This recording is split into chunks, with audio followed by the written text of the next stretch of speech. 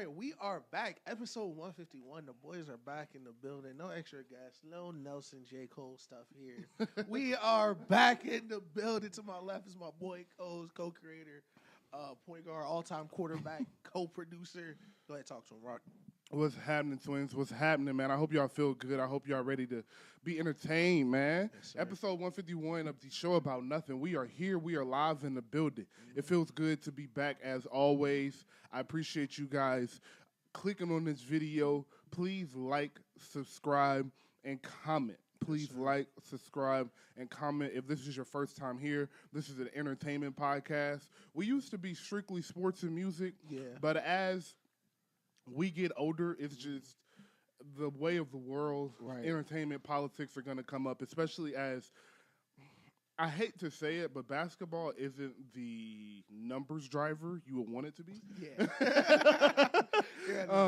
So it's basketball content won't come as heavy as we used to. We're definitely going to talk about it. Got a lot on it today, honestly, but it just won't be like we used to be in here talking like, all right, so if Steph come off the screen and they hedge, where do you think like we ain't on that? We used to do 7 series. Like, we would no do cap. Like, all the first round series. we was picking games, like game 2. Who you think winning? Yeah, that's a fact. Like, so in the playoffs, we still gonna be on it heavy. But as these next few months roll by, we'll be heavy on music, heavy on entertainment. So saying all that, if you have any topics you do want us to hit, drop it in any comment section you see us in. TikTok, Instagram, YouTube, Twitter. It's all in the bio beneath you. And subscribe to our Patreon. That is only $3 a month. We had a little mini series going with the NFL playoffs and us doing 4 3-hour pods in a row. We had to take a little break. But after next week, we'll be getting back into that, whether that's on Zoom or in person. But Facts. we have a lot to get to. Actually, I'm lying. We do not have a lot to get to. That's a fact. It's been a smooth week. It's been a smooth week, but we have my GOAT to talk about, and some other things going on in the world. So, the first question I have, or where I believe we should start, is just some quick hitters. Bet. CP3 retired. Yes. Quick thoughts. Let's go. No. But all seriousness, CP3 retired is like, yo, I know everyone has seen this meme of like them niggas talking about when King Von died, and it was like, I used to love that. I used to love hating on that nigga, man. I FaceTime that nigga today. I almost got you. He said I grilled for the whole day. I am definitely gonna miss hating on Chris Paul, bro. One of the greatest point guards ever to play for sure. Damn near staple of like I don't know that like Bron's retiring, CP3 retiring. Like when all them niggas go, like I don't know the NBA without Chris Paul. I've never watched the NBA without Chris Paul. Think about that. Like I am, from New Orleans to fucking Clippers to stops in OKC and wherever else, and of course the Spurs. But like, it's so crazy that like the people we grew up watching from like young in their prime, like we watched Chris Paul a whole career. So yes, absolutely mind blowing. I know you're a huge Chris Paul guy, so I am. 12-time NBA All-Star, NBA All-Star Game MVP 2013, 11-time All-NBA team selection, 9-time All-Defensive team selection, NBA Rookie of the Year, assist leader 5 times, steal leader 6 times, 75th anniversary team, second in career assists, second in career steals, first player in NBA history with 20,000 points and 10,000 assists, 2-time Olympic gold medalist. Early in his career, he was Mr. North Carolina in basketball and a McDonald's All-American, ACC Rookie of the Year, and consistent first-team All-American at Wake Forest. What a basketball career. Legend. It's very easy in this day and age of LeBron, Michael Jordan, Kobe Bryant.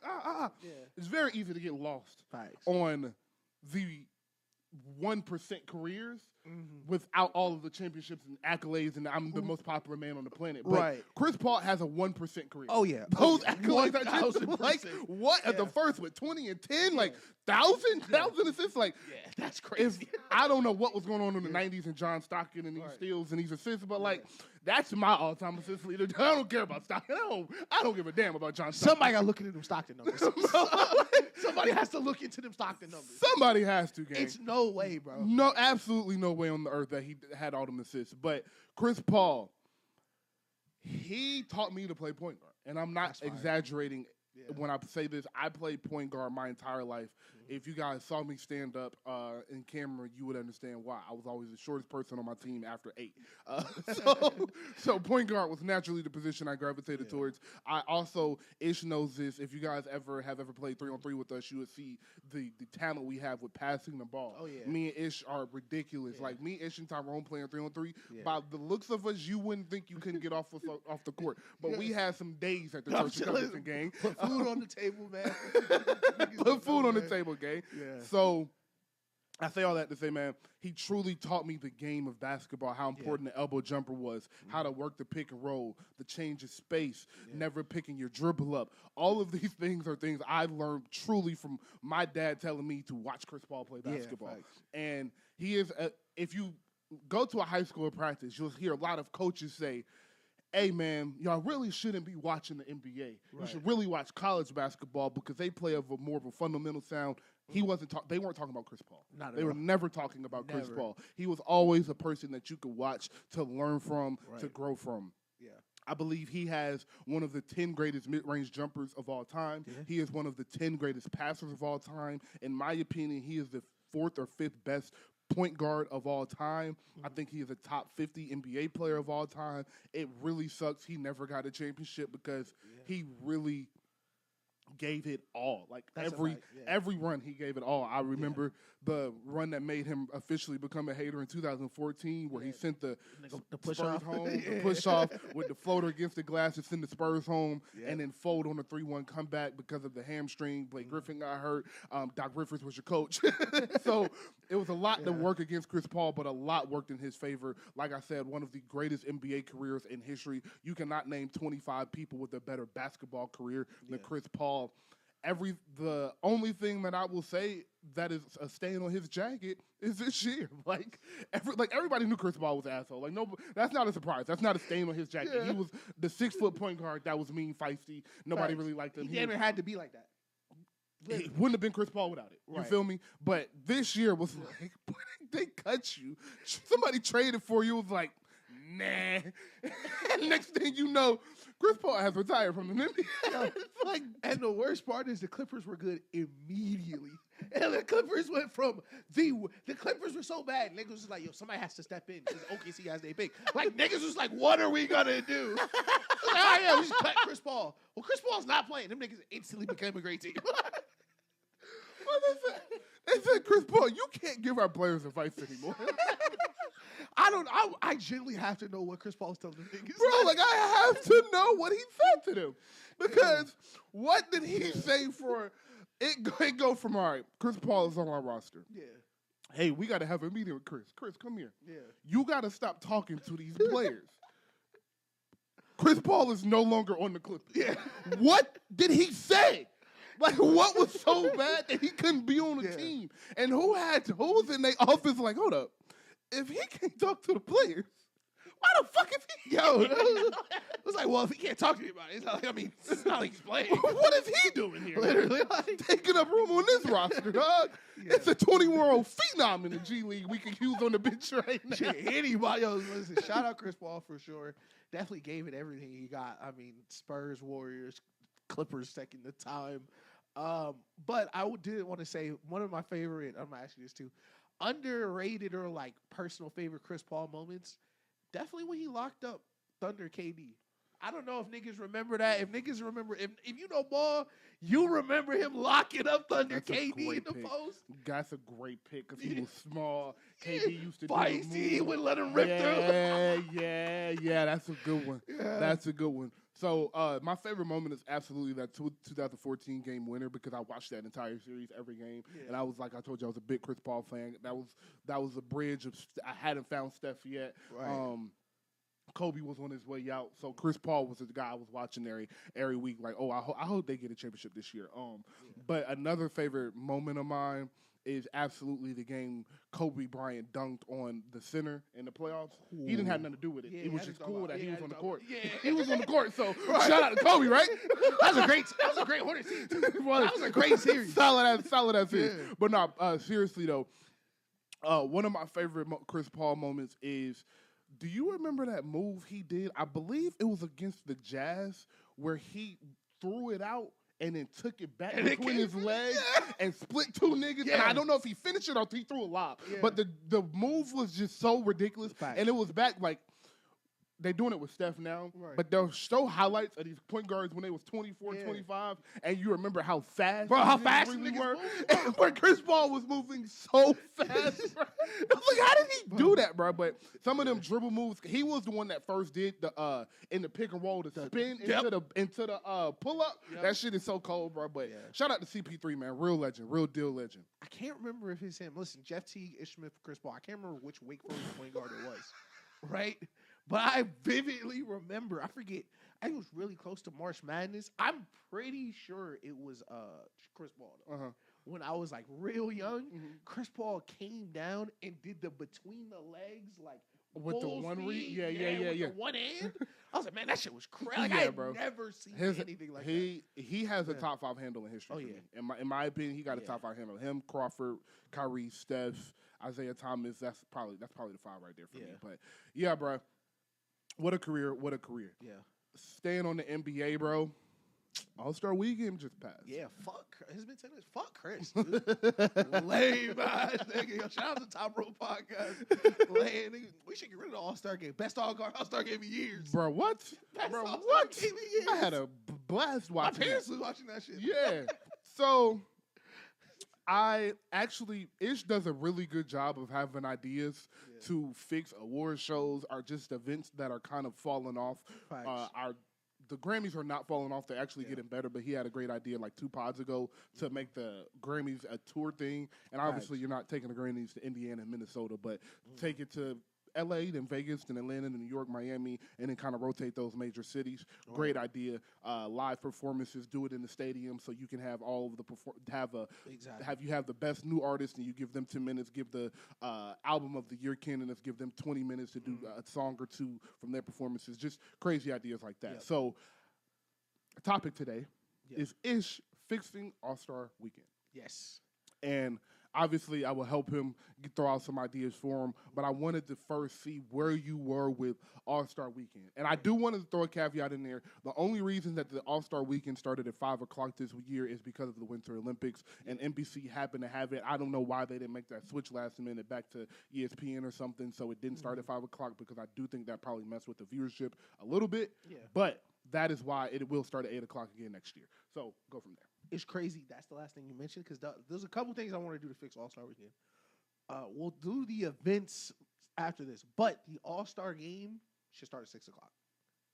All-Star Game should start at 6 o'clock. And the reason I first thought about that is what you mentioned with the Super Bowl. Mm-hmm. The game starting earlier allows people to casually watch it who maybe would not watch it because when I mentioned my parents was watching it. My mom called me at like 5:15. She was like, has the All-Star Game always been like this? I was like, no, it used to be East and West. She was like, I knew it. And she called with the phone. But, like, it's 5:30, and regular people are just watching TV. Exactly. So having your most popular players just casually on the TV is going to draw a lot more viewers in. Right. If you start at 5.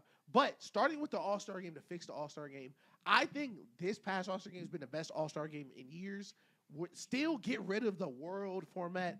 Go back East and West, but literally the only thing I think you need to change the All-Star Game, because I think it's going to go back to like being super competitive once the best players in the league aren't 38, is like like once it's all great point. Yeah, like once it's all young niggas, I think they all go back trying. Some young niggas was trying the other day, like, but first has to be East and West. Second, you wear your jersey again like they did in the early 2000s.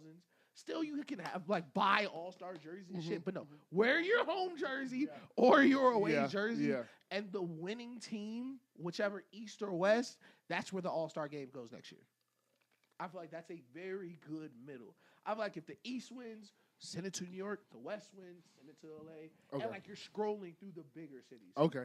That's a good idea. Yeah. So what about Saturday night? Is there any fix for that in your opinion? Saturday night is kind of tough because it's really just for like niggas like us, like niggas who really love hoop, watching Tim Hardaway and Tim Hardaway and kids. It's kids, yeah, literally. I think you need to. It's hard for Adam Silver because he's gonna make it like an all-star Saturday night tournament or some shit. Like, but he think if you throw the word tournament in anything, it's gonna fix it, bro.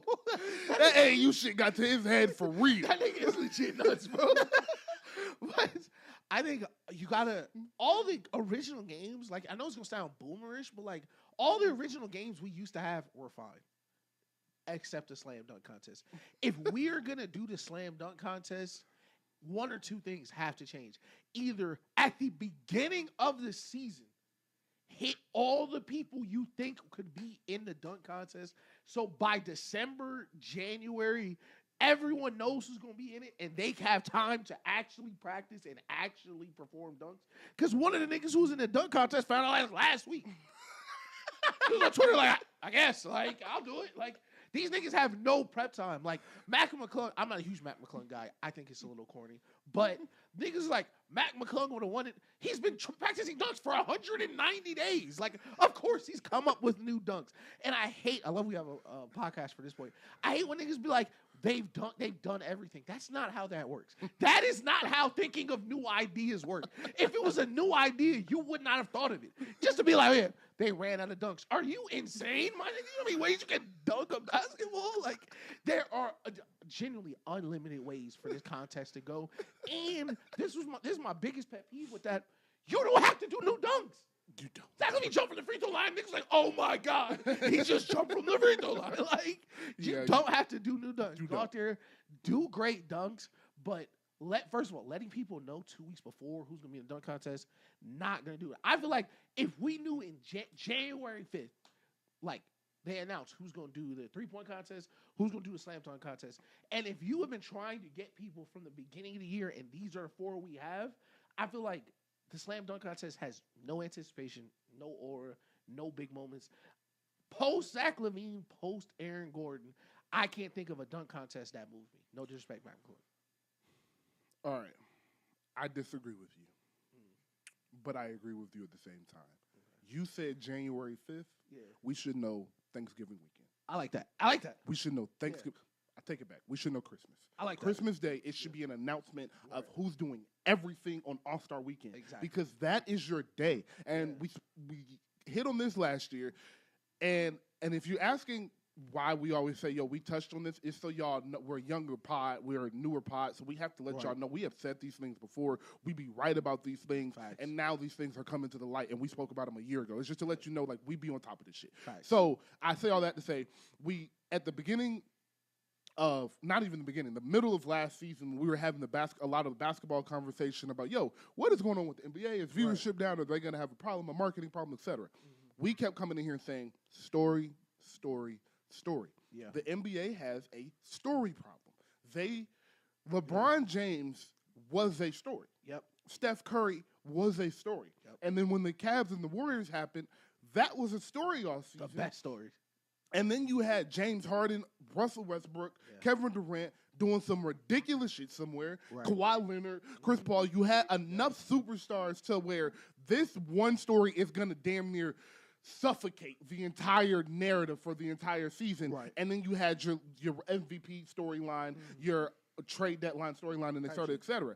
So it was, what's the word I'm looking for? It was generated for you. Right. The idea was generated for you. And now the NBA is really having to tell a story. Right. And because they have done a poor job of that the last few years, people are losing interest in the NBA because no one is telling them what to gravitate towards. Exactly. And when LeBron James and the Los Angeles Lakers are obviously uncompetitive, and when Steph Curry and the Golden State Warriors are obviously uncompetitive, the only big market team we have to go to that can build a story without you talking about it is the New York Knicks. Yeah.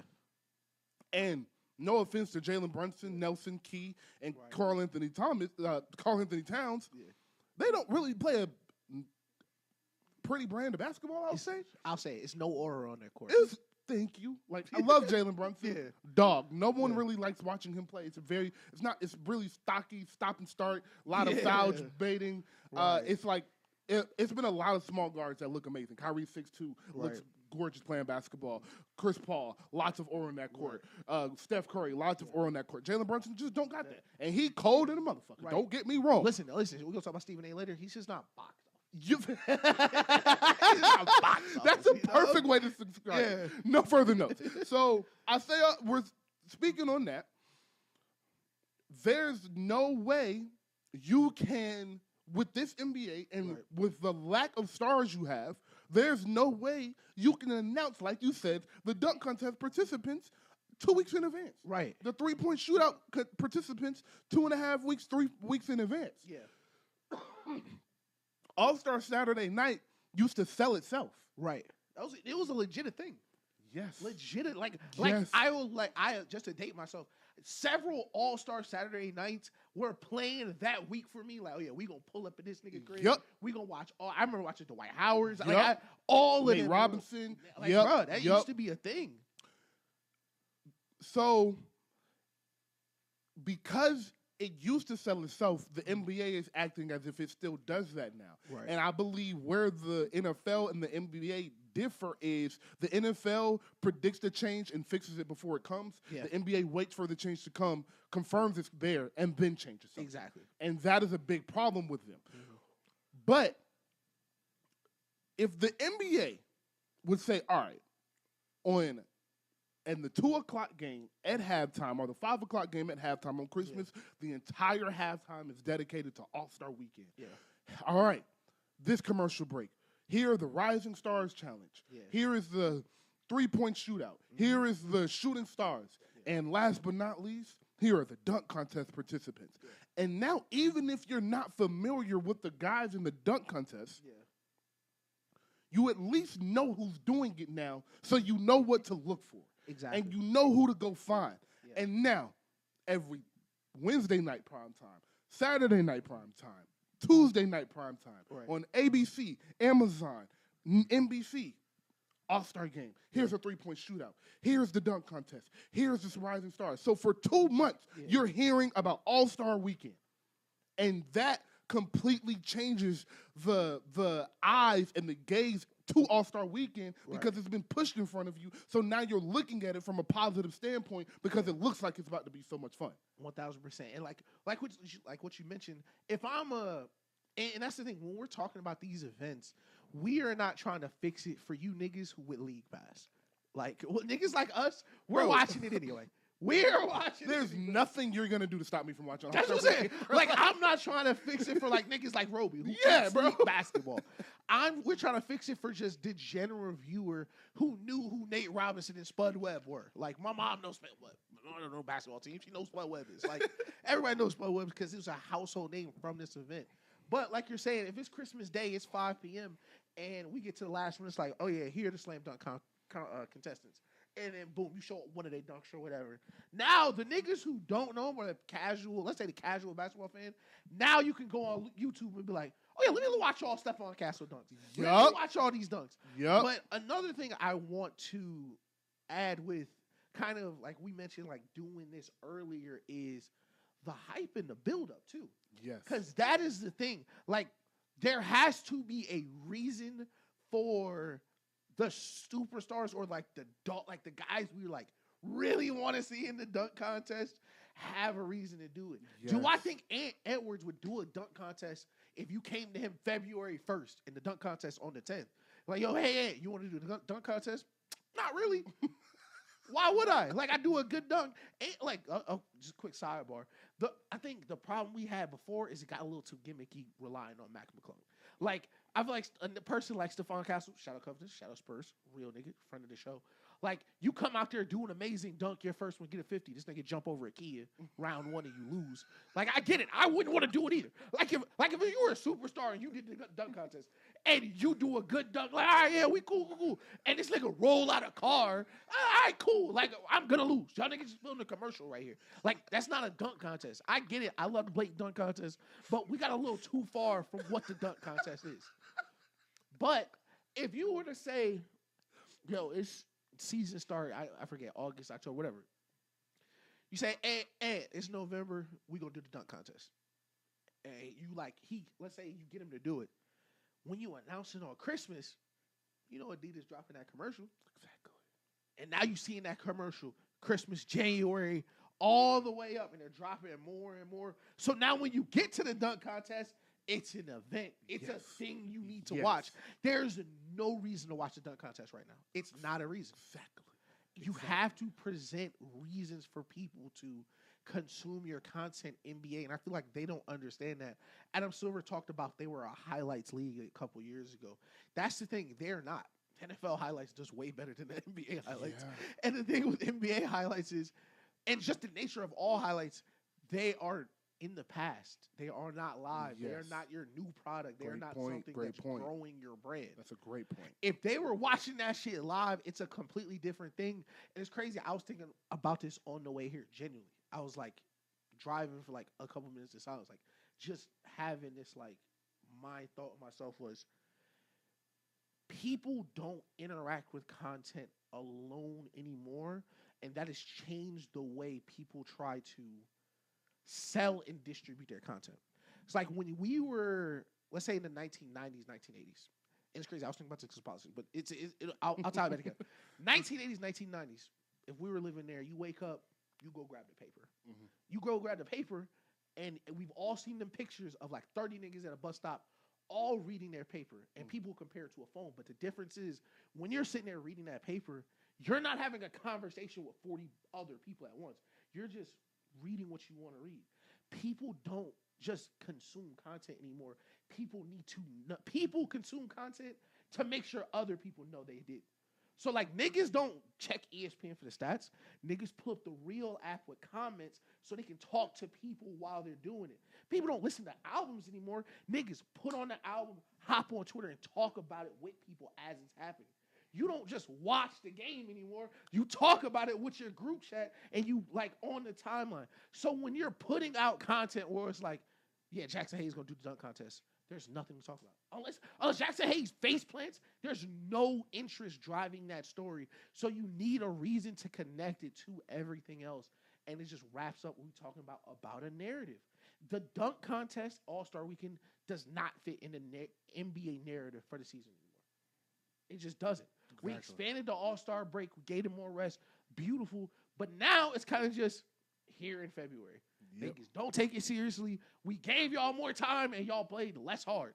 That like it's just and I want to give a insight to some NBA eyes and an NBA perspective, and I think that's important to bring here. So I have started to watch a lot more interviews, a lot more press conferences to bring their actual words into here to relay them in our conversations. Right. So I went back and I listened to D-Wade's comments. Mm-hmm. And D-Wade was talking about, well, when I was coming up in the 2000s, one, we had Kobe. And Kobe wasn't taking no shit. You wasn't finna come out here and half-ass. Because Kobe was finna squat and sit in front of your face and make you play basketball. Yep. And that's a big point. Mm-hmm. And as Ed said after that first game, Victor Wembanyama set the tone and he wouldn't let us bullshit. Right. And that's why you didn't see Luka and Jokic back on that court. Exactly. Secondly, he said when it was the All-Star break, it was just the All-Star break. Yeah. But now these players have a schedule from the moment they touch down Friday till they leave Sunday. Yeah. They're asked to do something, do an appearance, do a walkthrough, do a hosting, sign autographs, do a fake-ass practice, do a real practice. Mm-hmm. In the middle of this, hey, guys, they're still professional athletes. They have to work out. Yep. They have to train. They have to eat right. Yep. They have to sleep at a certain time. Yep. So you're asking them to stay somewhat in their routine while doing all of these corporate-ass events and then also show up and give 100% or 90% the night of. And that's just not realistic for these players. Yeah. So I say that to say the All-Star Weekend turned to the Super Bowl. Yeah. Where the Super Bowl is corporate as a motherfucker. Yeah. But the Super Bowl gets 121 live. 121 million live viewers. 125 million, 128 million live viewers. Yeah. They could give a fuck if the 60,000 niggas in the stands ain't really watching football. They don't give a fuck, dude. That shit is crazy. The NFL just got equity in ESPN, player. The NFL just got a 10% stake in ESPN. They're not worried about this game, bro. Them niggas sell you 45 seconds for $2 million. It makes you 45 seconds for $2 million. Like, yo, NFL crazy with it. Them niggas a whole verse, dog. Yeah. Like, bro, a Prom Wayne verse, gang. Bro, like, that shit is nuts. What, bro? So yeah, bro, the NBA All-Star Weekend, part of the draw was watching the sidelines on the dunk contest. Yeah, watching the 3-point shootout and seeing Steph and Kate. Well, they're shooting, but seeing Bron and Giannis and not Jokic and Lukic, but Westbrook and Siakam and Halliburton and Harden. Seeing all of them line up, watching the stars and watching the stars be in their element. Yeah. That was a part of the show. Watching the Zach LaVine and the Aaron Gordon, and you got Andrew Wiggins and Steph Curry and Kevin Garnett and Draymond Green all lined up. Zach LaVine do the dunk and Steph Curry punch it, and you see them all jumping around. You can't even do your dunk because they all on the court. Back up, back up, back up. Bro. You got all their sons out there, blow on their shoulders. Got your daughter out there looking all beautiful. Your wife out. Like, it's an event. It's a thing. Yep. Shaq with the camera. Shaq with the camera. Like, something else I noticed. This is what I noticed. Where the fuck was Lil Wayne? Where was Beyonce? Where was Rocky? Where was Bieber? Yeah. Where was Selena Gomez? Obama was there. Shout out to Alicia. Hey, baby. Shout out to Obama. Shout out to the king. But I'm talking about Saturday night. Right. Sunday night, I have no complaints about. Sunday night, I think they fixed Ish's point about, I never said I agree with you. They absolutely should go back to East and West. Take away that world shit. It was cool this year. Don't do it again. Take away the East and West. If you want to keep it 4 separate teams and go 2 East, 2 West, I don't love it, but I'm okay with it. I think they should just go back to the regular format and look at Anthony Edwards in the face and say, yo, you make $70 million a year. Play hard for half a quarter. I think the 2 teams is perfect. I think you should do starters and bench.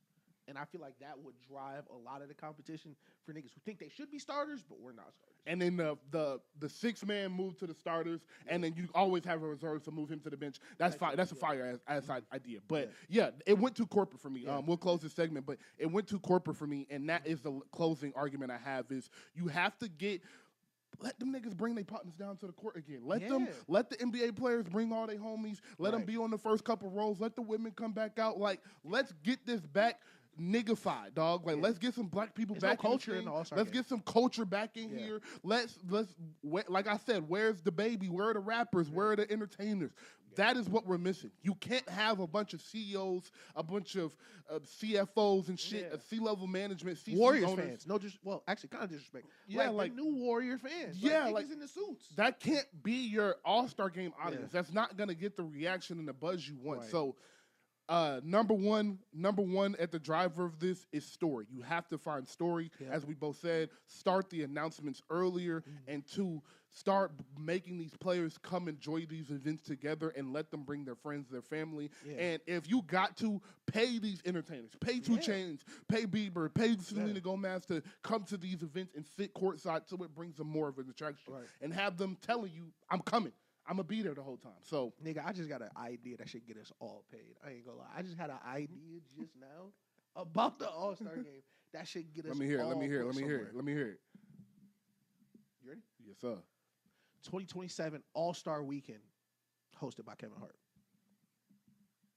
Not hosted like, when I say hosted, I don't just mean like... Not like All-Star game from a few years ago where he was talking the whole time. Yeah, not that. I don't mean like he's just going to be talking the whole time or like he's going to, like during every event, he's going to talk.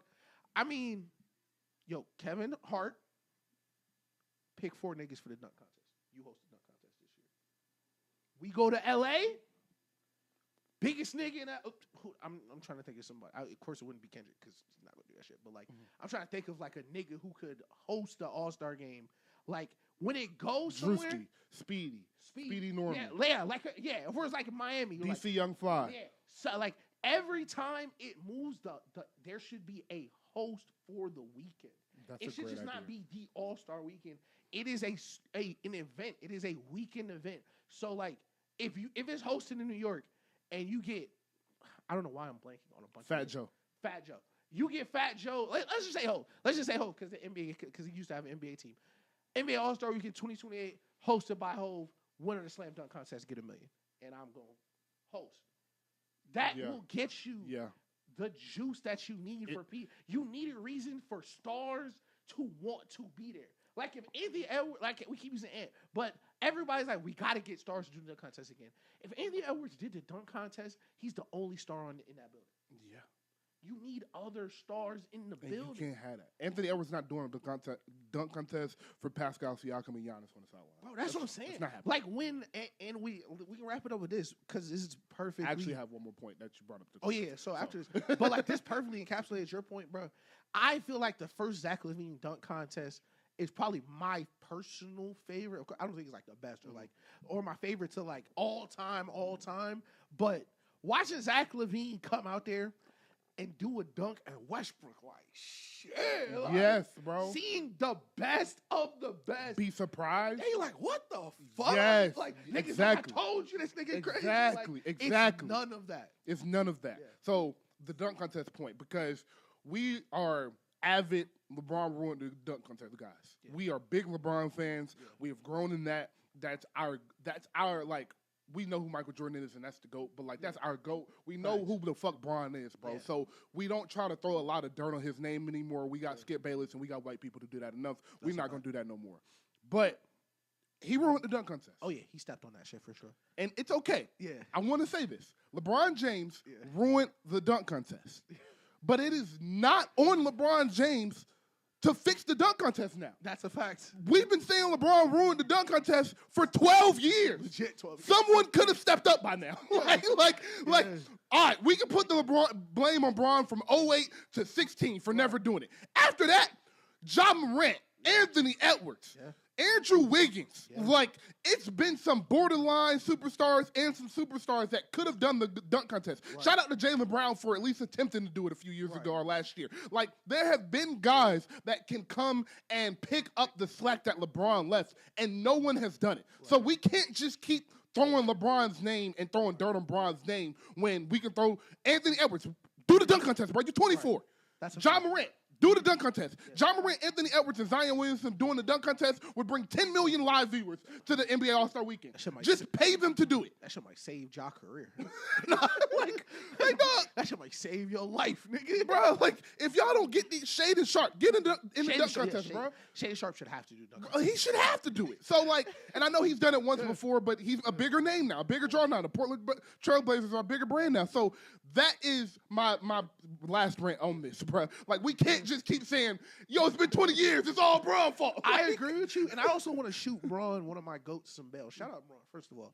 But I feel like in hindsight, we were too mean to Bron about that, because I don't think we knew he was a liar back then. And I mean that 1,000% seriously. Very, very fair, bro. Like, LeBron is such a huge liar. The dunk contest really don't even move me no more. Like he got caught up in the action. Niggas was niggas was drinking. Niggas was thinking, I get it.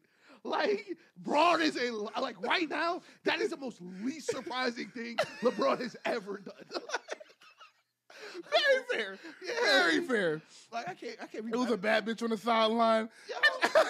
He's 08 LeBron. Like, he had the yellow cardigan on and shit. Nigga was popping. He was just popping it, bro.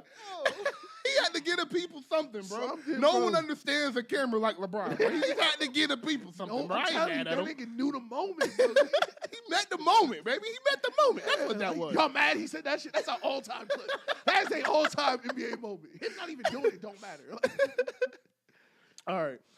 That was an amazing breakdown of NBA All-Star Weekend. So let's jump to a broadcaster of the NBA before we jump back into... Actually, no, let's stay on the NBA. And let's go through last story, our last break of the NBA. What is your most intriguing storyline for the second half of this season? And, of course, give me multiple if you have one. Yeah, I definitely have. Listen, it's so funny. Like, it's certain players or, like, takes you'll have for yourself that you keep on. You know, you'll push the take as a joke, but you be sitting, like, you trying to let niggas know, that's me with the Hornets. I believe in Charlotte, bro. I legit believe in Charlotte, especially in this East, bro. And, like, it's definitely on the board. I think they could win the East, genuinely. Okay. Like, they are young, hot, and they have a lot of good young players. Right. It feels like, of course, there's been a lot of talk about, like, getting rid of tanking or whatever the case may be. You can see why Charlotte has been asked for 3 years when you watch them play. Yes. It's like, Colin Knupples, great. Brandon Miller coming into his own. And they have a bunch of young people, and they just made a Kobe White. Like, they are adding pieces at the right time. And LaMelo is doing what a lot of people didn't think he would do, which was, relax a little bit. These niggas not ass. Yeah. You don't got to try to shoot. You don't try to get 30 on one-legged jumpers. Yeah. 20 and 10 is fine. Coming off the bench. Like, do whatever the team needs. But definitely Charlotte is my team to watch for the rest of the season. Okay. My two storylines. I'll go one East, one West. Okay. East, New York. Detroit can't take your cookies, man. Oh, yeah. The New York Knicks, this was supposed to be your year. Mm-hmm. This was supposed to be the year. The Celtics were down. The Pacers were down. Yep. Cleveland don't look like they're ever going to get over the hump. Miami is down. Yep. Philly was down. This is a rebuild year. Joel Embiid is physically unable to play basketball. This is supposed to be your year. Mm-hmm. And the Detroit Pistons have the number 1 seed. Yep. They continuously are beating you. You have a big game tomorrow in Madison Square Garden. And if they lose this game, it's going to look real shaky come playoff time for them. Yeah. And I don't know how they're going to have confidence they can beat Detroit if they lose again. Yeah. So in the East, it is, can the Knicks handle business? Right. On the West, and I'm surprised this wasn't yours. Yeah. Can the Freak beat the fundamental? Oh, yeah. Mr. Shea. Yeah. 1 dribble pull. Has he? 2 dribble pull. Yep. Shoulder into him. Get out. Yep. Get your separation and pull. Mm-hmm. Get to the basket. Yeah. Get to the free throw line. Yeah. Just real fundamental basketball. Great Not defense. too much to it. Hands up. Protect the crossover.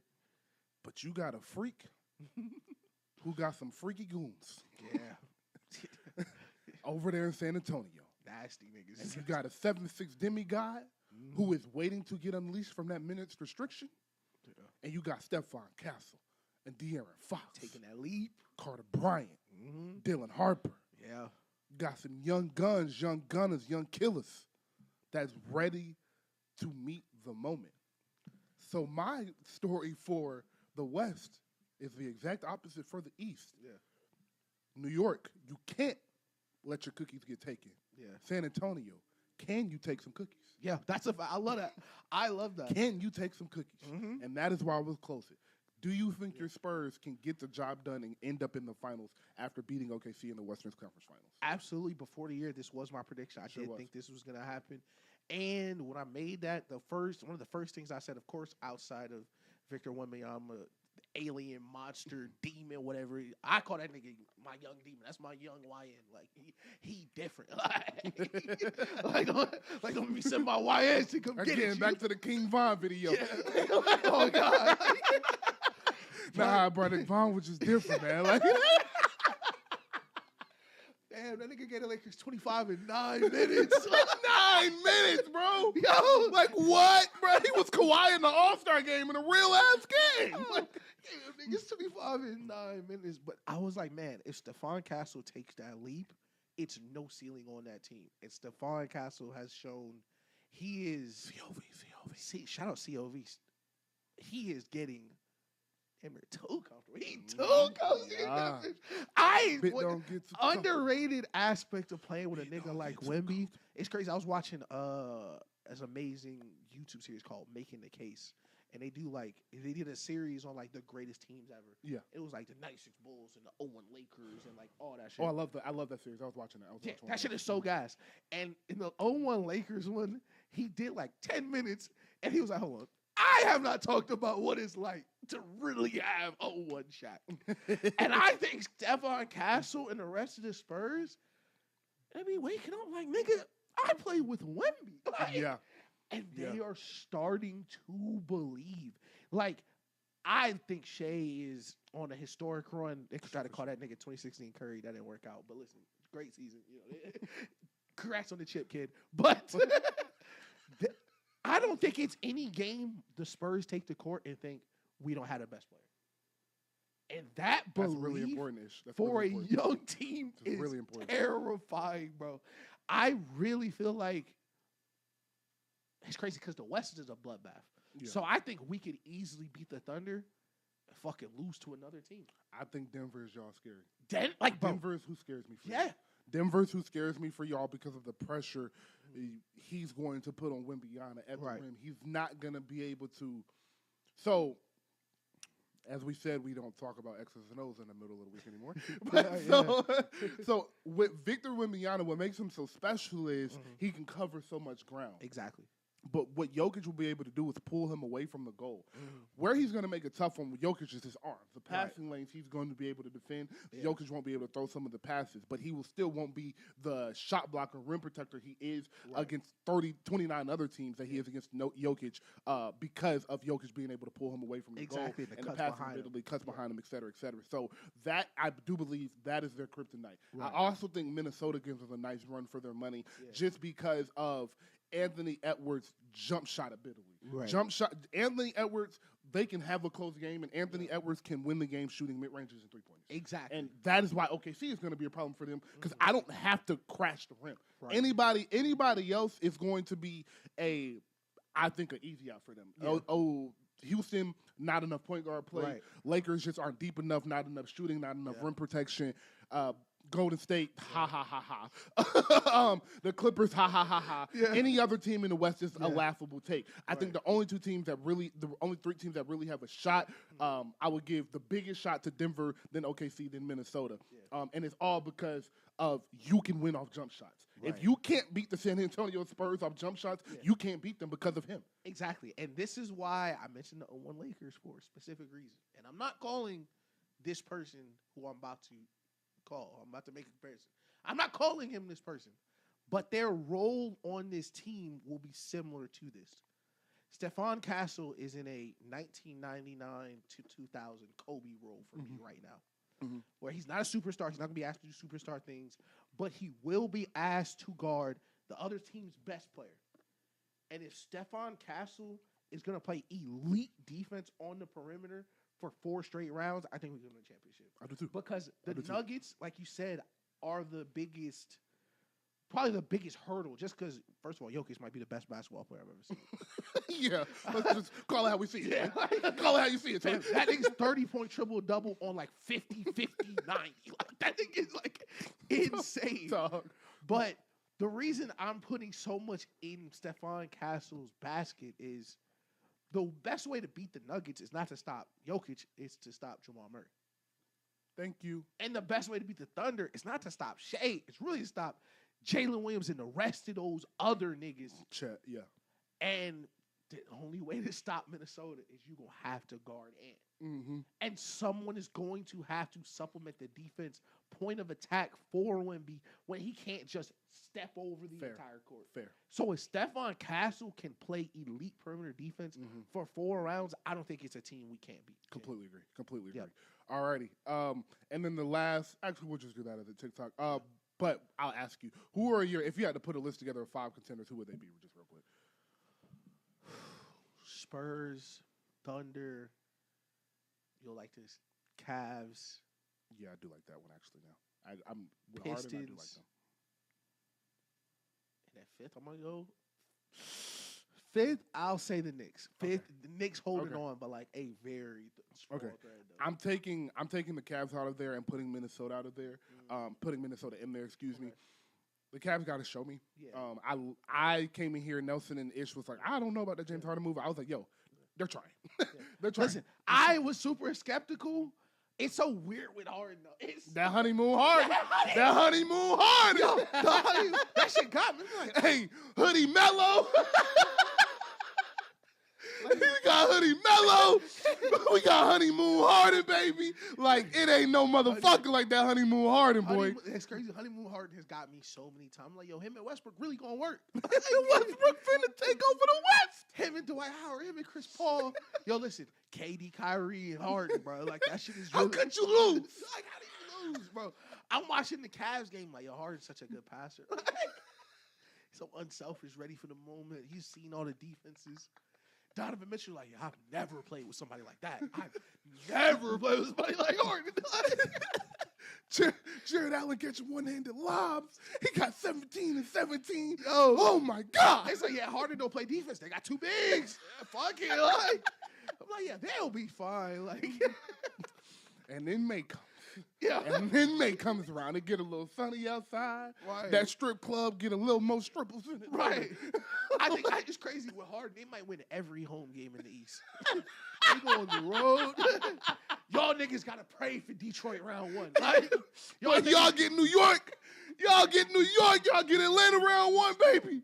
OV. Yo, it's OV. Pat Riley looking at the standings like, yo, keep us 7. we get them first round, yo. Pat Riley sending strippers to the hotel. Oh, They in the lobby with it. Yo, James Harden gonna wake up, it's gonna be Yes Jules outside. Well, Poppy Harden. Yeah, literally. Well, Poppy Harden. They can't wait to see that nigga. Y'all seen that commercial of him pulling up to fucking Cleveland with the 2 Hardens in the Maybach, nigga? Yeah. I think he driving them cars just to look cool, nigga. Like, For the bitches, nigga. What the fuck is wrong with you? I'm gonna put 9 bitches in a coupe. You crazy? Stack the bitches like Legos. What you talking about? Fuck is you talking about, dog? Oh, man. All right, let's jump into some... Quick sidebar, just before we get to the next topic. Have you seen that streamer getting punched? Bro, That nigga got punched twice. I've never seen him in his life, and all I've seen him do is get punched. Yo, I don't even know his name. I just know he keep getting punched. It's crazy. He's the nigga who got punched to me. Like, I genuinely don't know that nigga name. It's like he spawned on Monday. He's been punched twice in 2 days. Hard as fuck, though. Like, he got slapped. That nigga took an elbow. Like, you know how hard a elbow feels, bro. He took a 2-1. That nigga swole. Nigga, perfect form. These defensive linemen slapping this nigga, boy. Like, what the fuck this nigga got? I'm sorry, I don't know y'all's name, but just look up streamer getting slapped, and it's gonna come up. I feel like it's Ben the Great or something. I feel like it's because I got a good memory. I'm pretty sure it's like Ben the Great. That nigga only know Ben the Don, so just switched his name around. Fuck is wrong with you, nigga? That's not his name. You know that too. It's something great. It's something great. Like, I said that because like I brought it up.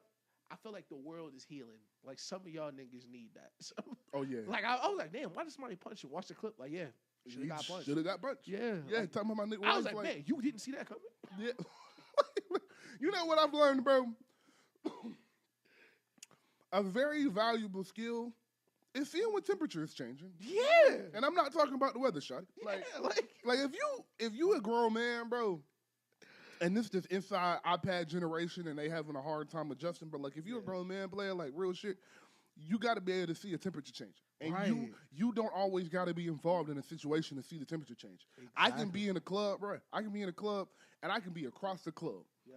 And if I see a nigga get up in a certain manner, bro, my crew, literally, let's get out of here.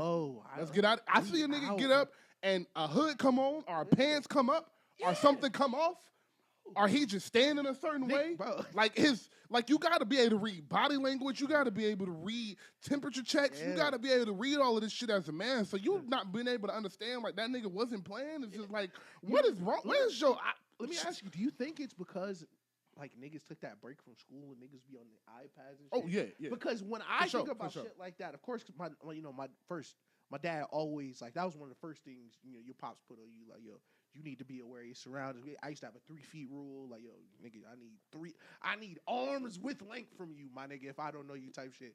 But I remember in middle school, when you see a nigga hand somebody their phone, I'll be like, oh, y'all finna get active? Like, it's always been little things growing up that you just learn. Like, like, bro, we could be at a party, like you said, we could be across the room. I don't even need to hear what it said. I can hear the inflection in the nigga tone. Yes. Like, oh yeah, nah, some shit finna slap right now. Who the bitch? Yeah, who the fuck? Oh yeah. Wrap it up. Wrap it up. Out, bro. Like, yes, but yeah, like that nigga's breathing. That nigga breathing down your neck. You don't know they finna elbow you in the face. Dumbass niggas, bro. Just dumbass niggas, bro. So on another really funny subject as we jump into entertainment and music. Stephen A. Smith running for president. Don't do that, Stephen A. So I told you we're going to start venturing into politics. I'm not sure how much Stephen A. Smith and president involves politics. But I'm sorry. I'm trying to hold this line. Yo, Stephen A. Smith, fam, with a forehead of that diameter, I don't think it's safe for you to run for politics. I just feel like I didn't get you off. Being black in politics doesn't have a giant career span. Like, either you become president or they name a day after you. Like, it's not like you're just in politics for 30 years. So I would genuinely, Stephen A., please do not do this shit, bro. Like, that boy said with a forehead of that diameter. They're not missing. They're not missing that shit. Genuinely, they're not missing that shit. So I wanted to ask you. Yo. I wanted to ask you this. Yes. As someone that is into politics and does care about the state of just the world, of the country, as do I. I believe I'm one of those guys. At 18, you're supposed to be the, oh my God, elections don't matter. Oh my God, my vote's never going to change anything. That's a fact. That's fine. It's okay. But as you get to 23, 24, 25, you should start realizing how much your vote does matter, especially in these local elections. You should start being aware of these surroundings. And I will say, maybe in 2012 when Obama was president, you didn't have to care as much because shit was kind of normal, somewhat as normal as you can get in America as a black person. But like now, shit is really, really, way really, different. bro. They're like, like the stuff that's in those files. I don't know what's getting flagged on YouTube nowadays. So I won't even. You know what I'm talking about when I say the files. Yeah. The stuff that's in those files, you don't even want to say out loud because it sounds fake. Right. Like it's indescribably disgusting. Bro. So you have to be aware of your surroundings, what's going on. These laws are put in place. The president of the United States is hiring known white nationalists, and it's okay with it. Like, you have to be aware of what is going on. So as we start jumping into these conversations, and I promise we're not going to become anywhere close to a political podcast, but when major topics come up, we will touch on them for a second. And I believe that one of the biggest sports broadcasters of our lifetime saying, I'm going to run for president. It's a pretty big story. He's been flirting with it for a minute. Like, we talked about it before. Like, he had been flirting with the idea. But now he's doing interviews like, I think I can win. I think I can really do this. Like, and I'm asking you this. Is this more about Stephen A. Smith's ego or the lack of production of the Democratic Party? Oh, it's 1,000% Stephen A. Smith's ego. Okay. It's genuinely, and I don't mean to say this condescendingly in a way, because of course Stephen A. is one of the most accomplished individual journalists of our lifetime, if not the most. For sure. Like, easily. From where he started to where he is, respect to Stephen A. Smith. $20 million a year, dog. Yo, like some niggas not making that in the league. Bro, like. But I think it is 80% ego, 20% naivety, or naivete, however people say that. Because, and this is the reason I wanted to advise him not to do it. Stephen Smith, you could be the most popular nigga in the world for the next 4 months. The Democrats will not let you win that ticket. I promise you. And if you do not believe me, ask Bernie, who's done it twice. Whoever is going to be the Democratic nominee has been decided. And not to say it's been decided like, oh yeah, this is going to be the person. There is a list of niggas who may be the next nominee. You are not on that list. Okay. And that is not something that you could change as Stephen A. Smith. He just would not have the resources. But the reason I think it's ego is because it's easy to feel like, it's so funny because Stephen A. work on First Take, so he do this all the time. But like, it's easy to feel like, it ain't that hard. Like, he just got to do this. He's going to do this. Like, bro, AOC like has been in the news for like 3 days. Just look off the linebacker, look off the safety, turn your hips, and throw the fucking football. Like, literally, niggas paused the video on Twitter like, he's wide open. But AOC spoke at a global conference. I think it was sometime this week, and people have been killing her for 3 weeks because someone asked her a serious geopolitical complex question about Taiwan and China. About Taiwan. Like, if China invades Taiwan, would U.S. put troops there? First of all, she has no fucking way to know. She has no clue. She has no clue to know what we would do if they did that shit. Secondly, no matter what, first of all, she's playing with fire as a real congressman. I understand why she didn't want to answer that question. Because if she's like on some hell yeah shit, like, yeah, we squash that shit, like, that's a problem. Yes. Because China is a world superpower, so you got to watch what you say about those niggas. Right. And lastly, like, the reason I brought the AOC shit is because, like, it is so much ground to cover as a real politician that it's hard for me to think Stephen A. Smith, no matter how much news he watches or how many people he interviews, will have the depth of political knowledge needed to actually do the job. And you see that problem with Trump. Trump was president for 4 years.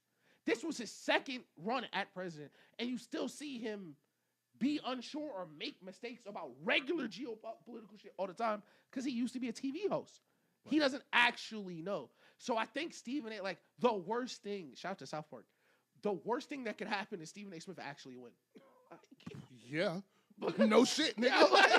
Like, because he just does not have the tools. Like, even if you did win, it would be the worst thing to ever happen to you, my nigga. Do you know how stressful that is? Bro, like, fam, Obama did a podcast this week. He was like, yeah, aliens real. They wouldn't let me see him. What? What? They wouldn't let you see them, nigga? You were the president for 8 years. What you mean? It's like, who? Like, who would have let you see it? Who the fuck are you talking about? Who was like, nah, Brock, not right now. Like, bro, it's so fucking stressful. I think it's so funny. Like, have you seen the CIA nigga videos? Like, that shit is real, bro. Like, it is, and I genuinely believe this. Boy, have. And you mentioned, like, as you grow, you learn more about the government, learn things about how things work and all that. The more I learn about the government, and I hope Stephen A. Smith really sits down and, like, thinks about this, and he'll see this episode because he's for sure a friend of the show because he's stealing my shit. But I genuinely want to ask him, would you not be terrified? Yo, the type of shit that they be saying the military, fam. So we last month, we kidnapped the president of another country. I need niggas to understand how crazy that is. Like, and like, we be watching the Avengers movies, and niggas be like, yo, that's... Stop! Stop! Let me explain something, guys. If you're in the middle of a conversation and he's explaining how scary a job a human is going to take, and the only example he can give is a fucking adventure movie, you probably shouldn't take the fucking job, okay? Would you be Hawkeye? Would you be also, even if you could shoot like that, would you be Hawkeye? Like, for real? Continue. Fam. And I want to describe how crazy the government, like the U.S. government and the military is, right? If everyone in America never spent $1 again and just saved their money and tripled it, we would not come close to the U.S. military budget. We invaded, we grabbed the president. I'm gonna give you a time frame. Let's say it was 4 hours. Fam, the niggas in the country who's like defending against us, they said, we've never seen anything like it.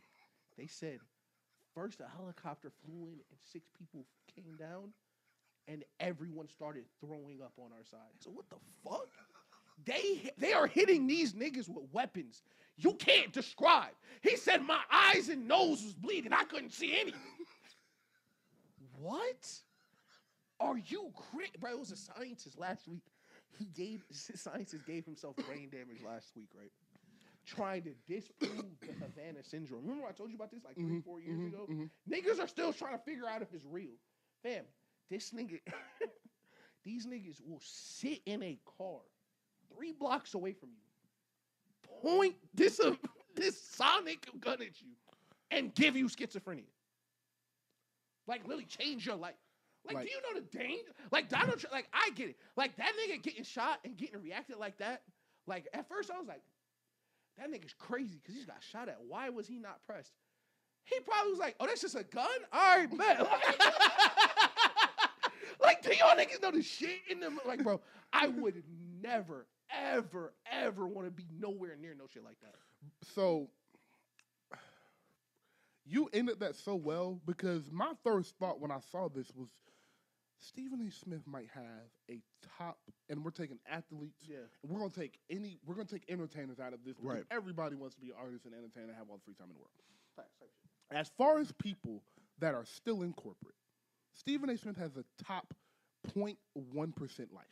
Yeah, like easy. Literally, easy. He is making $20 million a year Just from ESPN alone, guys. Right. I'm not talking about his podcast, the Stephen A. Smith Show, Right. which does very well, millions of subscribers on YouTube, independent. He's on Sirius XM Radio. Yeah. This $20 million a year is just Right. from ESPN. No speaking engagements, nothing. He probably makes another 3 to 5 off, like you said, speaking to talk to you, I got excited. Speaking engagements, hostings, and his podcast and Sirius. So you're talking about $25-30 million a year you're making. Right. Which is more money than that in a year you're making than 98% of people will make in their lifetime.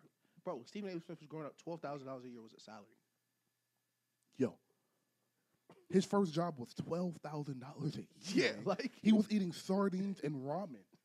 So I get the ego of like, dog, I came from this to this.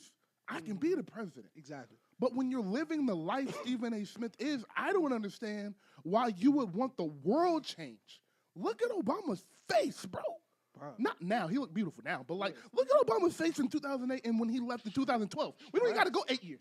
Just the 4 years. Stressed. Look at him, bro. Between campaigns. Dog, like, why would you want to put yourself in that situation? Why would you want to expend the resources that you have saved? Like, you are making a gajillion dollars a year taking care, I know, of your family, multiple families at the same time, and living a great life. Right. Living, like I said, the best corporate life you can possibly live. Like him, Michael Strahan, like the niggas that host Good Morning America. Yeah. Like, these are the best jobs you can have, bro. Life. Yeah. Nick Cannon. Yeah, great pick. Great fucking pick, my nigga. Great pick. Ryan Seacrest. Ryan Seacrest. Right. I don't know if y'all know about the C. Right. I don't know if y'all know about RC, dog. Them niggas making that mask money? Boy. That mask singer money? Boy. But knowing that, the first question I have is like, why would you want to do this? Why? Secondly, this is, in my opinion, a giant indictment on the Democratic Party. Oh, yeah, for sure. And that was the answer I honestly thought you were going to go with. Then when you explained Stephen A. Smith and everything, like, you made a lot of sense. Right. I'm just going to hit this point real quick. Mm-hmm. There should be no reason this is even an idea. Literally. The fact that it is shows you the state of this party. Mm-hmm. And I don't really have to say any more of that. You can kind of get what I'm saying with just that simple statement. But I'll continue to go further. Stephen A. Smith is a sports journalist. Mm-hmm. Stephen A. Smith started talking about politics on a regular schedule 365 days ago. Right. It was at the top of last year this started. Mm-hmm. Maybe a year and a half ago at the absolute most. Right. This is not a long-standing thing. He just started doing this. Yep.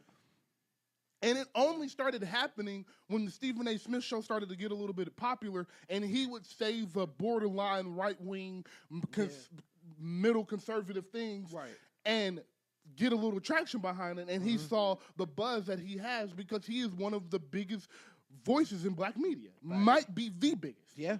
So when I'm looking at it from that perspective, I'm like, dog, like there's no way this should have gotten so bad in this party that we're looking at like maybe Stephen A. Smith is a viable option. Right. Because I do think he has a chance to give this a competition because of Donald Trump. Yeah. I think the lack of success and the lack of politics and just sheer integrity and respect for the office, I do think will sway people from not hiring a politician or not electing a politician. But I also think the fact that he did it as a regular person, the whole, oh my God, he's a businessman. That was a big thing when he ran the first time and all of that. He's just a regular guy. He's not a politician. He's not lying to you, which whatever. But as if there's anything as a politician who's telling you the truth. What? Like on both sides. Like first off, believing Donald Trump never lied is what the fuck, and then believing politicians don't lie is also like what the fuck. But okay, so Stephen A. Smith is like the corporate version of Donald Trump. Yeah, it was like if Donald Trump was a good businessman, was good at his job, was a good corporate guy. Now you have all of these guys that can say raving things about Stephen A. Smith and how he's treated them and how he's had sources and about, Stephen A. Smith has been debating on live television for 15 straight years, bro. You don't want to get on a debate stage with somebody like that. Right. The only thing that would hinder him is exactly what you close with. Yeah. AOC could talk circles around him. Yeah. And other politicians will be able to talk circles around him. Right. But the fact that we are in the second year of a term, which is by the end of this year, you're supposed to have the guy you start pushing for your next election. Well, AOC and Bernie just finished. I'm not sure if they finished their tour, but like they've been on tour for like a year. I know they have-ish, but I don't know how realistic that is. I'm not stupid. Like I'm not. I know what this country is, and I know what that's gonna sound like. And where I think it might be a little bit more favorable this time is, and my Dami showed me this in New York, bro. People are looking for hope. Yeah, people are struggling. Bro, the average home buyer age right now is 40 fucking people years are desperate for hope. For hope. So that is why this go round it might get it done.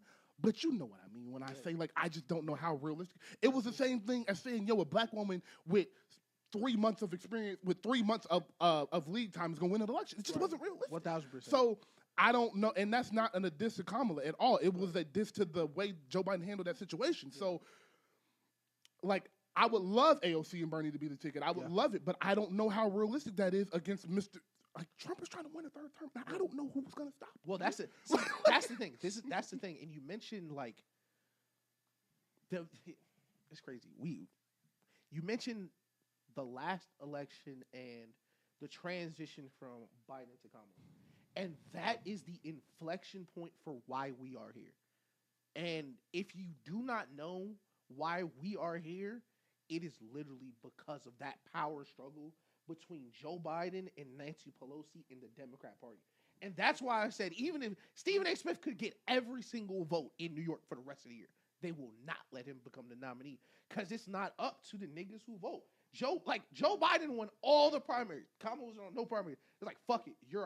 They literally wrestled it out of him. That did happen. But the thing is, it was such a power struggle. By the time they ripped it out of his hands, it was already too late. So that's what's so frustrating is there's a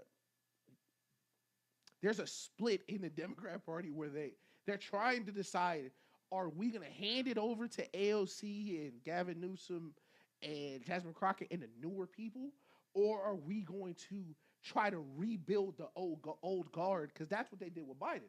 Because when Biden won, people forget this, when Biden won the first time, the first Democratic debate, it was like 12 people on the stage. And Biden was like the fourth or fifth most popular person up there.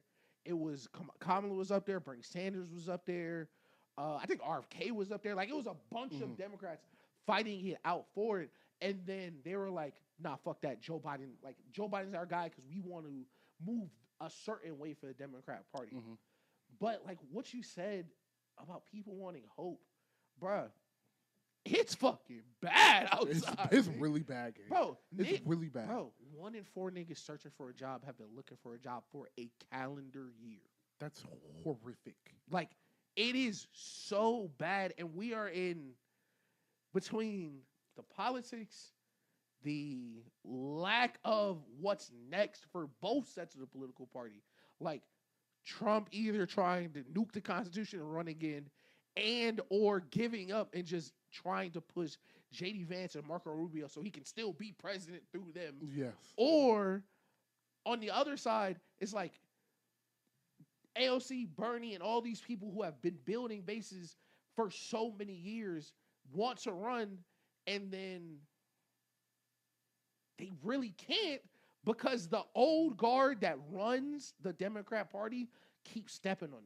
Are you talking about Hakeem Jeffries and it's really Nancy Pelosi. Nancy Pelosi. So, and this is some politics nerd shit, but right after the election, I'm pretty sure it's this thing called the House Oversight Committee. Like, you ever seen the videos on Twitter where it's niggas in like Congress and they're just like cooking somebody? Oh yeah, you remember this from Veep, the House Oversight. Yeah. So AOC was trying to join the Oversight Committee after the election. Right. Nancy Pelosi wouldn't let her. All righty. That's some power. Literally. That's like some power Nancy right there. Pelosi. Think about this. And that's crazy. You want to see some mob bullshit? Nancy Pelosi was in the hospital resting on an injury and was on her bed calling niggas, pulling votes for AOC. Not even there. She is literally running that party on her phone in a hospital at this time and did not let her get on the Oversight Committee. That's crazy. On the flip side is, if she was on that committee now, she would be a way bigger deal because every time the oversight committee would meet, she would be the biggest star. So there's so much self-sabotage going on this side of the party that it's hard for them to ever have a consistent message. And that is the biggest problem with the Democratic Party right now is there's really no consistent message other than like, we're not Trump. And that is a good enough message for me and a lot of other niggas. But it's not hope. That 9-to-5 nigga in Idaho who really don't watch politics, who really don't know who to trust, he's not defaulting to, oh yeah, this is who should I go with. And that's what you saw was a lot of niggas, like almost all, and I don't mean to be disrespectful, let's say 80% of the people that voted for Donald Trump, when they looked at the numbers, it was, oh man, Donald Trump won all the white women. Oh no, actually he won all the white women who didn't go to college. Or, oh, he won all the Hispanics. Oh no, he won all the Hispanics who didn't go to college. Like people who are not like actually in tune to what's going on. Yes. The thing that made Obama 2012 Braun was he was so easy to be hopeful for and throw your support behind. Yes. You heard Obama speak one time, it was like... His messaging was so simple and so digestible. Bro, and I don't mean to joke. Shout out to the Boondocks. You a lazy-ass nigga if you can't hope.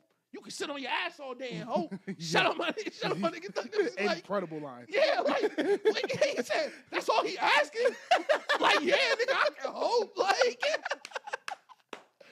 And that's the thing. You got to give people something to hope for. People are desperate to fight. Yeah. People, and that's the thing. What's so frustrating for me is as we get closer to the midterms, as we get closer to the next election, it feels like it's going to be a Gavin Newsom AOC ticket instead of just being like, yo, AOC is the rising star in here. Fix whatever we got to do. Let her run. But Gavin Newsom, she can win? I think she would have a better chance than Gavin. I think AOC as a... Like, if she's going to be on any ticket, she has to be the main person. Because I feel like putting her at vice president, you get all of the risk, none of the reward, kind of. So you get all, and let me assume what you mean by that. You get all of the risk of this president goes bad, and now the blame is going to fall back on her because she was on the ticket. So next time she runs, she's going to have to answer for things she shouldn't be answering for. Right. This is what you don't want to. This is worst case scenario for the Democrat Party is you run Gavin president, AOC vice president, and Gavin loses and he blames AOC. Because if AOC runs as vice president, you don't get the like fever of hope of, oh yeah, this is a young woman, black, like a person of color, and she has ID. She is trying, right? Yeah. Compare that to Gavin Newsom, who is old guard, very built in the Democrat Party. He's been a staple in that for years. So obviously corporate. Yeah. So obviously swayed by money more than people. Exactly. And so obviously has been wanting to be the president for years. Yeah. Yeah. And instead of you really getting the energy behind, like, if this was 8 years ago, Bernie LC would be the perfect ticket. Mm-hmm. But Bernie's just too old to go with it now. Yeah. So it's like you are there in such a like. It's kind of like I don't. It's weird to describe. It's like they haven't been letting none of their young players play. They try. It's kind of what the NBA's doing. Yeah. They're trying to force it on these same It's really the Warriors in the two-time line. They don't have a Steph Curry over there. Literally. So now they have no transition, and that is probably the most frustrating thing about it. But I think we'll be all right. Honestly, I don't think the Republicans win again next time. So that gives me a little. I was really interested to hear about this, and for those of you that don't know, me and Ish don't talk about politics before the show or after the show or anything like that. Well, let me say not just politics. We talk about anything because of these moments. Yeah. I knew when I wrote this down, I was gonna get 10 minutes from Ish where I didn't have to talk. So I was really excited for this rant. I knew this was coming. I do want to get off to this. I don't want to bore y'all. But it gave me a lot of hope that you don't think Stephen A. Smith could run because I think that just because of what Donald Trump has done and his ability to relate to white people, which is really important as a black man, if you're in government, not just to do, which is really important to do in government and politics as a black man, he can really get white people behind him. Right. And that's why, like, when you see $20 million a year, you're speaking more than to a black audience. Exactly. Just speaking to a black audience doesn't give you that much money. That is racism. It should, but that's just the way of the world right now. So seeing that, I know the voice he has, the whole what did he say? Socially conservative and he's a fiscal conservative, social Democrat, whatever the fuck. Yeah, like, Stephen A. That shit don't exist no more. That's let me tell you right now, Stephen A. If you are gonna run, you better make some changes, nigga. Like that's the thing, bro. I know Stephen A. can't run because he had Tom Homan on his show last year. You're done, bud. You're like that's the thing right now, and I don't know if this continues for the future of the Democrat Party, but right now there is no like room to waver. Agreed. And I think that's a big point where I think Stephen A. Smith can run and really make some noise and pull votes from somebody like an AOC that shouldn't be pulled from. I do also believe that people will be able to see through his bullshit quickly and that he is, in my opinion, he is Hakeem Jeffries and what's my other boy name? That's his right hand man. It's Hakeem and I'm fucking blanking. I cannot. I've been trying to think of his name. The whole time. Oh my God, I can't think of his name. I'm absolutely blanking. It's the two niggas that's running the house right now that I can't stand right now. But Hakeem Jeffries is somebody else. Where was I going? That's where I was going. They lean more towards we will stick with Republican ideas if the money sounds right. And that's what I get from Stephen A. Smith is that the money is always the most important thing with him. And that can't be the next Democratic nominee's messaging.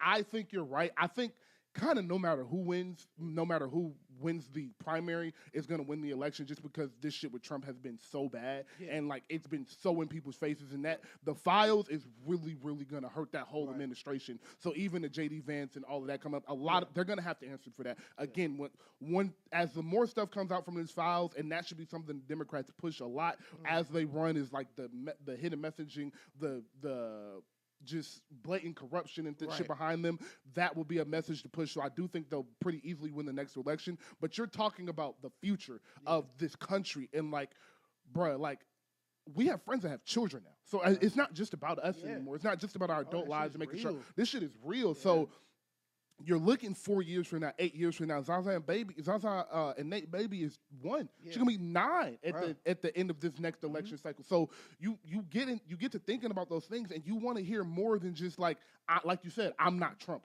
Yeah. Like look at what he did all the bad. What are you gonna do? Where's the hope? How are you gonna help us be able to afford houses? How are you gonna create more jobs for the economy? How are you going to like a lot of people's how are you going to pull the troops out? How are you going to get our standing within the UN and within the geopolitical space? It's horrible. No one trusts Trump. No one likes Trump. No one wants to deal with them. So how are you going to fix those relationships? Yeah. And those things are important, bro. Right. And I don't think Stephen A. is going to be able to speak to that intelligently enough to win. But I do think his voice and his polarization is big enough to pull votes from people that he shouldn't pull them. That's my closing statement. Let me reassure you. And this is going to be super, excuse me, put my tongue. It's going to be super reassuring for you. I do agree with you that Stephen A. Smith's voice organically or in a vacuum would be big enough, not only to get votes, but like really pull real votes. Like Ronald Reagan was an actor. Of course, Trump was an actor. But Kamala Harris spent $1.5 billion running for president. Let me tell you, Ron can't even do that. Yo, she spent $1.5 billion in 3 months, like real bread. That's why I'm not worried about Stephen A. Smith running, because someone else would have to finance it. Damn near. Yeah. He would really have to. He would have to join the Democrat Party now. Like, and when you do that, like you're not just changing your life. Like, do you want your daughters to have to go through that? Do you want your sisters to have to go through service and shit like that? Yeah. Like it's a lot. It's a lot. So great conversation. And I do think a perfect transition into that is to give a really big rest in peace to Jesse Jackson, one of the greatest civil rights activists of our time. I have a bio to read. Jesse Jackson was born October 8th, 1941 in Greenville, South Carolina. In the civil rights movement, he was active in the civil rights movement in the 1960s. He worked very closely with Martin Luther King Jr. and the SCLC, Southern Christian Leadership Conference, played a role in organizing economic justice initiatives and were present in Memphis in 1968 when King was assassinated. In 1971, Jackson founded Operation PUSH, People United to Serve Humanity, focusing on economic empowerment for Black Americans. In 1984, he established the National Rainbow Coalition, promoting a broad alliance of minorities, working-class citizens, and marginalized communities. The two organizations later merged to form the Rainbow PUSH Coalition.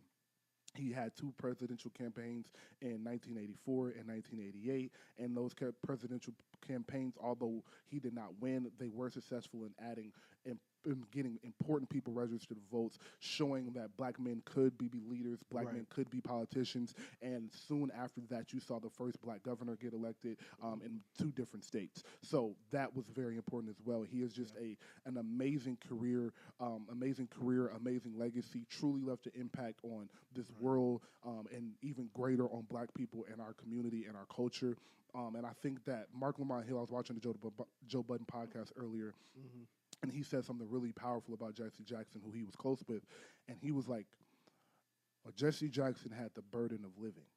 Yeah. And when you work with Malcolm X, and he passes away at 36, and you are, was it 36? Yeah, it was 36. Yeah. When you work with Martin Luther, did I say Malcolm X or Martin Luther King? You said Malcolm X. Oh, excuse me. When Malcolm X, and then when you work with Martin Luther King, and he passes in his 30s, and you see, and you live another 50 years, and you have the chance to either lay down and say, bro, they don't kill 2 of my brothers, and that's not those. I promise you, those aren't the only 2 men that Jesse Jackson knows was killed by the government or killed by white supremacists or however you have it. So to continuously watch your brothers lose their lives, your sisters lose their life, and continue to fight as hard as he fought and fought for as many marginalized communities, because he wasn't just fighting in America, he was fighting in countries across the world, and he was fighting a lot in Africa for change, for political power, for economic movement and structure. So just an amazing legacy, an amazing man, someone, as you said, like, as I just read, he worked alongside Dr. Martin Luther King. Yeah. And he just passed away. That should tell you how young Martin Luther King passed, how incredible of a legacy he has had himself. Like, and it wasn't that long ago. It was not that long ago, bro. Like, he gave the right way for Obama to win. Like, he gave the pathway for Obama to win the next election. So him being able to, I don't know if you guys have seen the video of him crying when Obama was elected. It's just like, just going through that, having that much courage, and seeing your courage and seeing your fight lead to something of that magnitude. Just, it's probably literally no emotion you can have to describe that feeling. And no one, it really, other than a select few of people that were just incredibly active in the 50s and 60s, can really talk to that feeling. It's only a select few of people left on this earth that can talk to that. So just an amazing legacy. We don't get super quick with these, we don't get super deep with these RIPs because they're just so heavy, but this one deserves a moment, a real moment for him, because he was a true legend and a true activist. Facts. And the only thing I wanted to add was last segment, or whatever we want to call it, I said in jest, like, black political thought leaders, it's not a long, like, job career for you to have. And you mentioned, like, the courage to keep going, and Mark Hill was talking about the burden of going on without those people. Like that is real. Like, there are not, like, people always ask, like, why athletes and actors and black athletes, black actors, and all these people are the thought leaders for black people, because they kill the other ones. And for him to still dedicate his life to that is, of course, it's commendable. Civil rights legend, activist, not enough superlatives to go to who Jesse Jackson is, but, like, that is a real thing. And for him to wake up and live with that, knowing it's real, is incredible. The courage it takes is insane. And when someone passes, all you have left of them are memories and how they made you feel. Yeah. And when you go listen to these stories and hear the character of this man, it can't do anything else but move you and just give you the utmost respect for him. So condolences to his family. Rest in peace to a real legend. And if we could play music, we would play Outstanding like the Joe Budden podcast, but we can't. So we're just gonna move on and pretend we didn't get really sad for a second. I wanna lighten the room with levity. I did see that picture of Shorty with her tits, with her joints out. She had a big old titties. Shout out to the ref, boy. Went out on top. They didn't put a face in the camera. Just let them look at these titties. Boy. Let out on top like a gangster, boy. Like, don't close that jacket, shawty. Like, fuck you talking about? Open that bitch a little bit more, I yet. But let me go out on top. No cap. Also, rest in peace to Lil Papa, a young rapper I was actually raving about on this show for the last few years. From Florida, they're saying this was a self transition, but that is not confirmed. So I don't want that story to get lost. I probably shouldn't have just said that, but yeah, he passed away today at the young age of 25. Man, like that's horrible. And if you listen to his music, bro, he was very hurt, a lot of pain, a lot of depth in his life, a lot of trauma in his life. So, man, just prayers up to him and his family and all of that Florida community because he was really loved down there. And prayers up to CMG. And that was a CMG artist. Yo Gotti lost a friend. So just prayers up to everybody, bro. No, that's a fact. But let's jump into some music, man. To close us out, we have some Lil Wayne comments, some Sahai comments, and Baby Keem is dropping an album this week. Sir. So the first thing I want to do is do a quick touch up. We have spent probably more time on J. Cole in the last 2 episodes than any artist ever, besides Drake and Kendrick. So the fall off ended up 300K, which is exactly what we predicted. I said he was going to be between 275 and 300. Hit 300, I believe you said around 285 to like 330. So 300 is what he sold first week, 115,000 on pure sales. That's crazy as hell. It shows you what that fan base is and shows you how dedicated they are to him. Just announced a tour last week, or yesterday, excuse me. So that shit sold out so damn fast. He added another show in 20 minutes. Yeah. He added another show in Atlanta 20 minutes after the tickets went on sale. Right. That is insane. So what are your thoughts on the fall off a couple weeks later, and how do you feel about the first week sale? What do you think that's? I was super happy with the first week sales number. I talked to Wes a little bit on Twitter. Shout out Wes, by the way. Also, I just want a quick sidebar. Wes being a Larry Bird fan is like the funniest twin. Shit. That is the most twin. I was like, bro, you see some shit from a niggas, and it's just like, you just one of them niggas. Like, you just one of them niggas. It's so on brand. Yes, bro. Yes, the smallest, I personally, I love when niggas do on brand. Yes, bro. Shit. It would be like perfect. A perfect example is like if I only followed you on Twitter and just communicated with you in a group chat, it would make so much sense you're a Spurs fan. Literally. Like I'm Spurs fan. Like something is just fucking click, bro. Or it's like when niggas be like giant Braun fans and giant Drake fans. I'm like, makes sense. Fuck, what were we talking about? Oh, we were talking about J. Cole. Yeah. So the first week numbers, like the era of niggas doing 6, 7, 800K not coming back. Please let it go. Do not put those expectations on them. 3, 4, 5, that's as good as he gonna get, and that I'm cool with that. That's a lot. I love the reception. 115K pure is nuts. Like niggas aren't doing 115 normally. Like great albums aren't doing that normally. Like so Pusha, I think Pusha them did 120, and we was like, oh shit. Yeah, that's a fact. Yeah. But amazing numbers. We're not huge numbers people. We kind of just like use it as like icing on the top. Yeah, type shit. Like if numbers are great, the numbers are great. If not, I'm not gonna trip about it. But 2 weeks removed from the album, I will say, first of all, your take has improved the digestion of this album for almost countless people that I've talked to since we talked about it. I have been telling people, stop listening to 18 songs.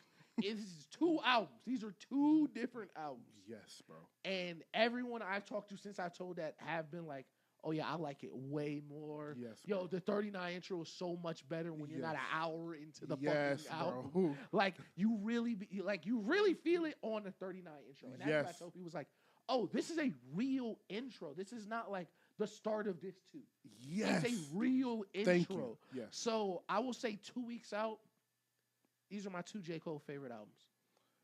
Yeah, bro. Like as I keep listening, I'm like, dude, I think this is his best album, bro. Yo, and the next show we did, we recorded 3-4 days after the album drop, and I said, Joe, I think this is gonna age very well. Yo, I think by the time we're a year, 2 years into this album, people are gonna be saying this is one of his 2 best albums, and I have seen that from not just J. Cole, like super fans, from actual just like us, like we're J. Cole fans. He's not in our 5-6 favorite rappers, but he's one of those guys like. We'll have a J. Cole week or J. Cole month or J. Cole 3 months. Like, so it's like, it ain't nobody. I'm going to cut this album on and never play it again. Like, I consistently listen to J. Cole. He's on all my playlists and all of that. So as a guy that has been supporting him and has listened to all his projects in depthly, I don't think he's made a better project than this. I do not think he has made a better rap album than this album. This is ridiculous. It's amazing. You know how we are. We're both like this, where we just fall in love with a song. My first couple were Who the Fuck Is You and Life Sentence. Right now it's Safety, bro. safety is so crazy, dog. No, I hear that shit. I hear kick push, bro. I hear Yes. stand. Like I literally hear just a collection of sounds that's so the melody is so perfect. Yes, I don't care what he's saying on the and he's rapping amazingly, bro. That is the thing. And people are killing this album for. If you believe this J. Cole album is boring, generally that is fine. Of course, everyone's gonna have different types of music. It's songs on this album that I don't really love. But if you think this album is boring, it's because you're not a J. Cole fan, and that was his intention when he made it. Yes, this is bro. As someone who's listened to Sideline Story, The Warm Up, Born Sinner, like all of them, start to finish, this is easily the most entertaining, engaged, and well-produced Cole album there's ever been. As a J. Cole hater, I can't hate on this album because the things I hated on him for, he doesn't do on his album. He didn't produce all the songs. There are good hooks from other people. There are features from people singing, at least not rap features, and the beats, cadences, sounds are amazing. And I think the perfect way to describe this album is he wasn't trying to gather new fans. He wasn't trying to gain any new fans. This wasn't to impress anybody that wasn't impressed before. This was for his fan, for Fayetteville, and for real rap fans. So just I have nothing but great things to say about this album. I'm very excited to hear the rest of these albums come out this year to see where this falls in my top 5, top 10 albums of the rest of the year. Yeah. All right, let's move on to Baby Keem. While we're speaking on albums, Baby Keem will drop tomorrow night for us. I will be up for that, especially because it's only 9 songs. I'll get to bed by 12:45. Real nice listen. Yeah. What are you expecting from Keem? Because you're a bigger Keem fan than I am. Listen. I love when we be right. I love we sat in here. It was like, what's next? Yo, Baby Keem is dude. Nigga, Baby Keem is dude, bro. I am expecting legitimate greatness. I am that big of a Baby Keem fan. Shit, when you came to meet me downstairs, I was blasting some Baby Keem. Sure was. I really believe this album has the ability to catapult him into like superstar status. And we talked about that when like who was next. The biggest names. I think this album has to go. We've been waiting 2, 3, 4 years. Baby Keem, despite the gap, has remained in his spot so far. Yeah. But you only get that privilege if the next one hits. Yeah. If this does not go, Baby Keem is going to drop. Baby Keem is going to change his place in where rap is. But right now it's 1 confirmed Kendrick feature. If I had to guess, it'll probably be 2.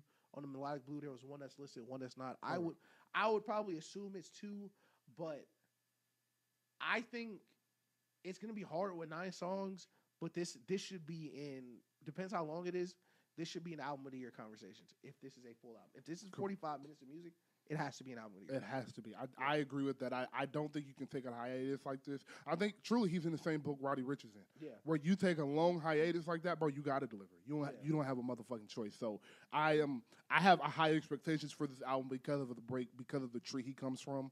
So if this album is not a really good album, a top 10 album of this year, I'll be disappointed. I'm going to be disappointed. I will be disappointed in that. So that's all I have on it. I will let the music come out. I'm not going to go into it with, oh my God, he needs to do this and he needs to get Lil Wayne, Jay-Z, and then get production from the 90s to the 2000s. But have Sade sing. If you didn't see our early Cole preview, then you don't get that joke. But so lastly, on music, bro, quick 10 minutes, bro. We don't have to stay on this long because we talk about Lil Wayne and we are defend Lil Wayne every chance we get. But LaRussel, first off, like, if we ever speak about LaRussel, it's probably because he said something, not because of his music. That nigga could kick open the door and rob me right now. I would not know that nigga from the campaign. So, LaRussel signed with Rock Nation, and when you sign with Rock Nation, you become a little bit more of a story. Mm-hmm. So he went on a podcast, and I'm not sure who the podcast was. That's no disrespect to the podcast in any way, I promise. Shout out to them niggas for sure. Shout out to them niggas for sure for having a viral moment. Yeah, I ain't gonna lie. I can't wait till we have one. Legit, salute my nigga. So, dead ass. Good shit. So, I would have clipped that shit so fast. Right, what? I would have sent that to every page in the, look what this nigga just said. Thanks. Yo, game recognized game. So, essentially, and we're going to put the video in here, so you'll see the video, but essentially he said that he grew a disdain for Lil Wayne as he got older because Lil Wayne wasn't talking about anything. Right. And when he looked in his friends in California, they were gangbanging because of Lil Wayne. In California. When he looked at his friends in California, he looked around and said, man, y'all trying to be gangbangers because of Lil Wayne, and I'm mad now. So that's what he said, y'all. Yo. And then he put out a video that was like, hey, this is what the conversation was about. Right. And I don't know if you watched the video. No. It didn't help. Like, he just said, yo, I love him. And he was my favorite rapper. And then said exactly what he said and kept the conversation. It wasn't like it really helped. It was just like, yo, I also do love Lil Wayne. It was like, hey, no one cares. You still said it. Like, yo, I hate when niggas do. Yo, I'm a huge Wayne fan. Truthfully. I am. I swear to God. And it's like, you're not a huge Lil Wayne fan and then also say he's never rapped about anything in 30 years. That's just not how that works. Yep. So, I can do I can do a full episode. We didn't have to talk about anything today. Right. I could have done a full episode on Lil Wayne's content and his music. That's a fact. So what do you have to say to LaRussel and just the internet for the side that agrees with him, the side that doesn't agree with him? What is your reaction to this? First of all, I want to say I quoted LaRussel like 5 times in the last 4 days. I am way less active on Twitter than I used to be. That shit really made me mad. That shit had me like hot, nigga. Like I was heated in the crib. Like, cause for the people that don't know, this kind of happened in stages. Like the clip came out that he said that shit, and like the next day he dropped like a freestyle. Then he dropped like this is the full conversation. Like, and then he threw in the white flag. Yeah, and then he was like, man, y'all niggas telling me shut up and dribble. No, actually, no one's telling you to rap. Actually, no one is telling you to rap. No one is telling you to shut up and dribble. Nobody wants to hear you mention any of this on your music. That is the opposite of what we are telling you. We actually are telling you to shut up. But we damn near, like, I think one of the things I'm going to make for the show is, like, a board of our best sayings so, like, niggas don't steal them. Bulletin like, board. Yeah, literally, a bulletin board. Like, one of my gold ones is, like, bro, Lil Wayne has so much music. No matter what you say about him can be right in a small vacuum. But the reason I love that so much is because you can't say Lil Wayne does not rap about X. No matter what you finish that sentence with, I guarantee you I can find you a Wayne song rapping about it. It could be aliens, pot roast, flowers, anything. I promise you can do it with Lil Wayne. So saying Lil Wayne doesn't have any songs with substance is just, one, it's a lazy take. It's genuinely just a lazy take. Like, I don't care how much No Ceilings you listen to. I was a Wayne fan. Genuinely, it is a lazy take to assume one of the greatest writers, artists, rappers, performers in the history of a genre can't do something in that genre. Now, I say, listen, I'm gonna be, I am, and I'm doing this for Daniel because Daniel would have really blacked me. I'm saying this as I'm a giant Wayne fan, but not like the way other niggas be really Wayne fans. So I am fine saying, is that his go-to, like on some conscious rap shit? Absolutely not. But Wayne's conscious rap is still 10 out of 10 filet mignon conscious rap. Like, it's not like he can't do it. Like some of Wayne, some of my favorite Wayne songs are his introspective songs. And that is what's so frustrating is Wayne gave us so much that the stuff that kind of worked against him in a way, kind of. Yes, it has. Where it was like, we beg niggas to now, please drop. Please, Kendrick, it's been 3 years. Keem, it's been, please. Back then, niggas used to just do that. Niggas used to be gone 3 years. You see me when you see me buy the CD. Wayne was like, nah, I'm going to drop a mixtape every 6 months. Fuck it. We doing 2 mixtapes in this. He's on No Ceilings saying, yo, they keep asking me, why do you keep dropping all this music? Because I'm Weezy. I'm Weezy. I can't stop. I can't stop. These 2 words you'll never hear. Wayne quit. Nigga, like, I will never stop rapping. We will literally get out. Bro, this nigga would be working on the album. That shit delayed. They said, I'm going to make a mixtape while we wait. Niggas don't do that no more. Niggas like sorry for the wait no more. Like, feel me, bro? Like, you feel me, bro? And in that time, while he was just exercising him being one of the greatest ever in a way no one else can do, where on your mixtapes, it's not meant to be conscience, fucking rapidy rap this is about Brenda's got a baby on the mixtape. No, that's not what a mixtape is for. But you know where you did get that side of Wayne? On the Carters. On the Carters. On his albums. Without fault. Even the years where he couldn't drop Carter 5 and he was talking about his dick all the time and niggas was mad about him, like, yo, why isn't Wayne rapping about that? When you heard the Carter 5, you was like, oh, this is where all that shit was. This is where all that shit was. This is where all the conscious, deep rap, the whole song is a story, it's backwards, like, all that is there. So if you are saying you could not find that with Wayne, that is an issue within yourself. But I beg of you, I'm begging for you to stop talking about Lil Wayne. Genuinely. I don't work at Rock Nation. I don't know the context of your deal. If you got managers, niggas telling you what to do.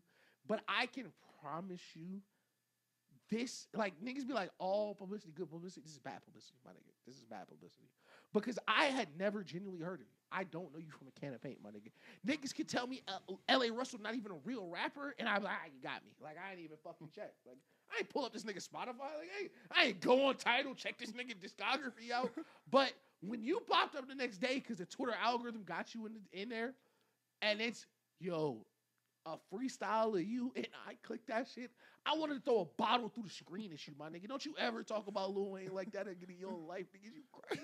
Like, I legit, like, what's this shit from SpongeBob? Niggas throwing tomatoes on the stage, nigga. What the fuck is wrong with these niggas, Dog, bro? I don't know, man. So I was really disappointed to see this conversation from LaRussel and these comments from LaRussel because I do know who LaRussel is because Tyrone's from California. That's what it is. He got to be Tyrone Humming. Tyrone has been to a LaRussel show. So that's my nigga, dog. That's my nigga, boy. Shout out to my nigga TB, boy. Yo, somebody send me the fucking Ticketmaster shit from a LaRussel show ASAP, nigga. I gotta see what that shit is like. So, LaRussel literally came from his backyard. He has videos of him performing for 10 people in his backyard, and now his backyard is full. He has had Juvenile come play with a live band, Bun B. He has had Hurricane Chris out there. He has had countless of legendary artists come visit him. Snoop has been out there. Yeah. He has done interviews. He has sat with them, and now he has been. Rock Nation tried to give him a deal a few years ago. It was bullshit. He went and proved himself and got the deal he wanted from Rock Nation, which is still he owns his masters, he's owned his publishing. So he's been someone that if you're an independent artist in any field, you could have been inspired by. Right. So it's so frustrating to me. Number one for me is you have to earn the right to talk about certain artists certain ways. 1,000%. And that's something me and Ish learned. I don't want you to think that we started podcasting 6 years ago and we just were so nice to everybody. Yeah. We made a conscious effort to stop talking about Nas a certain way. 1,000. Literally. We was right. Literally. That's crazy how right we was about this shit. Bro. In hindsight, like, we was wilding. We was wilding. Like, we was wilding, twin.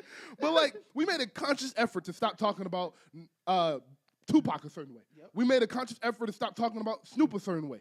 And, like, we did this because we don't have the credentials to talk about Nas. Nas been rapping for 30 years. Yeah, who the fuck am I to come say Nas music ain't good? Yeah, Nas who the fuck am I? We just like, yeah, Nas music guys. What?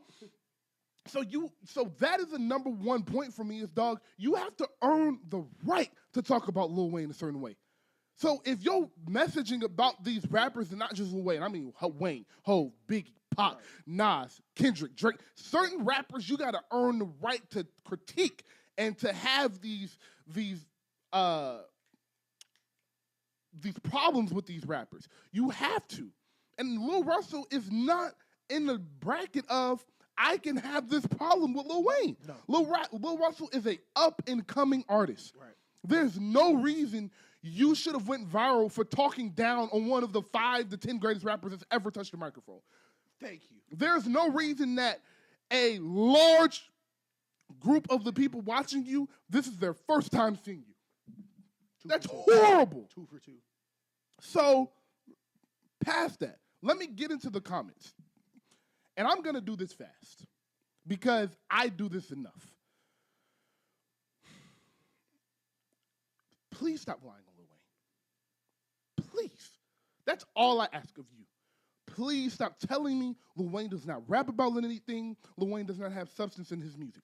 There is not an album Lil Wayne has ever dropped in his entire life that has no substance on it, that has no record with some type of meaning, whether it's love, whether it's drug addiction, whether it's drug abuse, whether it's survivor's remorse, whether it's just growing up in the trenches and the struggles of dealing with it, whether it's being a young father, whether it's problems in the world, whatever it is, Lil Wayne has some song on every single album touching on it. And I don't understand why people keep acting like that is not true or that is not a fact. I will go through the albums and I can start at The Block is Hot in 1999 with Fuck the World. I don't cuss, but in this verse, man, fuck the world. I ain't gonna rap the verse, but fuck the world. On The Block is Hot. We have Lights Out, where he has the song about his father. Let me find it real quick because I wanna give y'all the name. Lights Out 2000. Everything, Get Off the Corner, and I think it was Everything. I think that song I'm talking about is Everything. Hold on, let me play it real quick. Yeah, Everything, Get Off the Corner on Lights Out. On what was it? 500 Degrees, Young and Blues. On the Carter 1, I Miss My Dogs. And Shine. On the Carter 2, Receipt, Grown Man. On the Carter 3, Tie My Hands, Dr. Carter. On the Carter 4, President Carter, How to Love. On the Carter 5, Open Letter, Let It All Work Out, Took Its Time. On the Free Reezy album, London Roads, My Heart Races On, the Pick Up Your Heart. On the one of the mixtapes, Cry Out For You remix with Mario. Then he has a song called Cry Out, I Feel Like Dying, Something You Forgot, Trouble. There are plenty of songs, and I've named a quarter of them.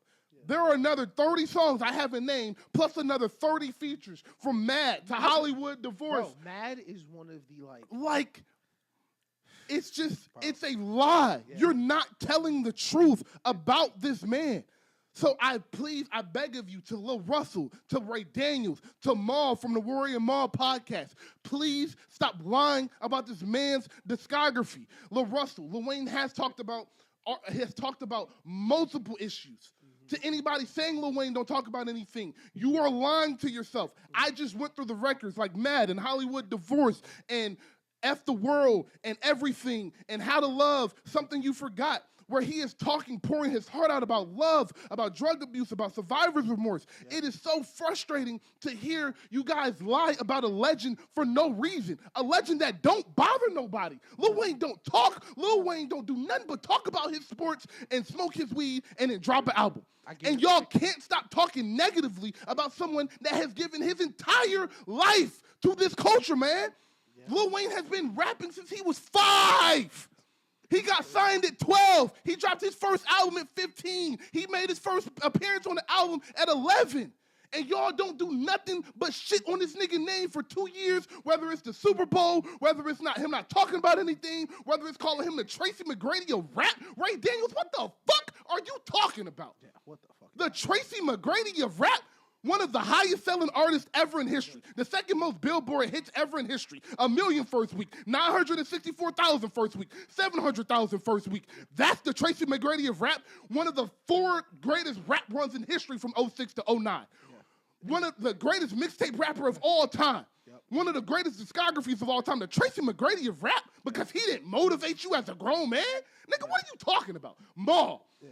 If you take away Wayne's mixtapes, if you take away Wayne's features, and then do a verse with Rick Ross with just album music, then Rick Ross wins. Shut the fuck up! What are you talking about? That's why the nigga got me blocked. Rick Ross may win 2 rounds in that. Maybe. So I just want y'all to stop lying on a legend and stop speaking down on a legend that has given his all to this genre. He has given his all to this genre, his entire life to this genre. And instead of pouring back into him, instead of speaking to his graces, instead of calling him a top 5 rapper like he is, all y'all niggas do is talk about what he didn't do for y'all. And when y'all speak about what he didn't do for y'all, it's something he did for plenty of other people. Yeah. So just shut the fuck up and say, I don't like Lil Wayne.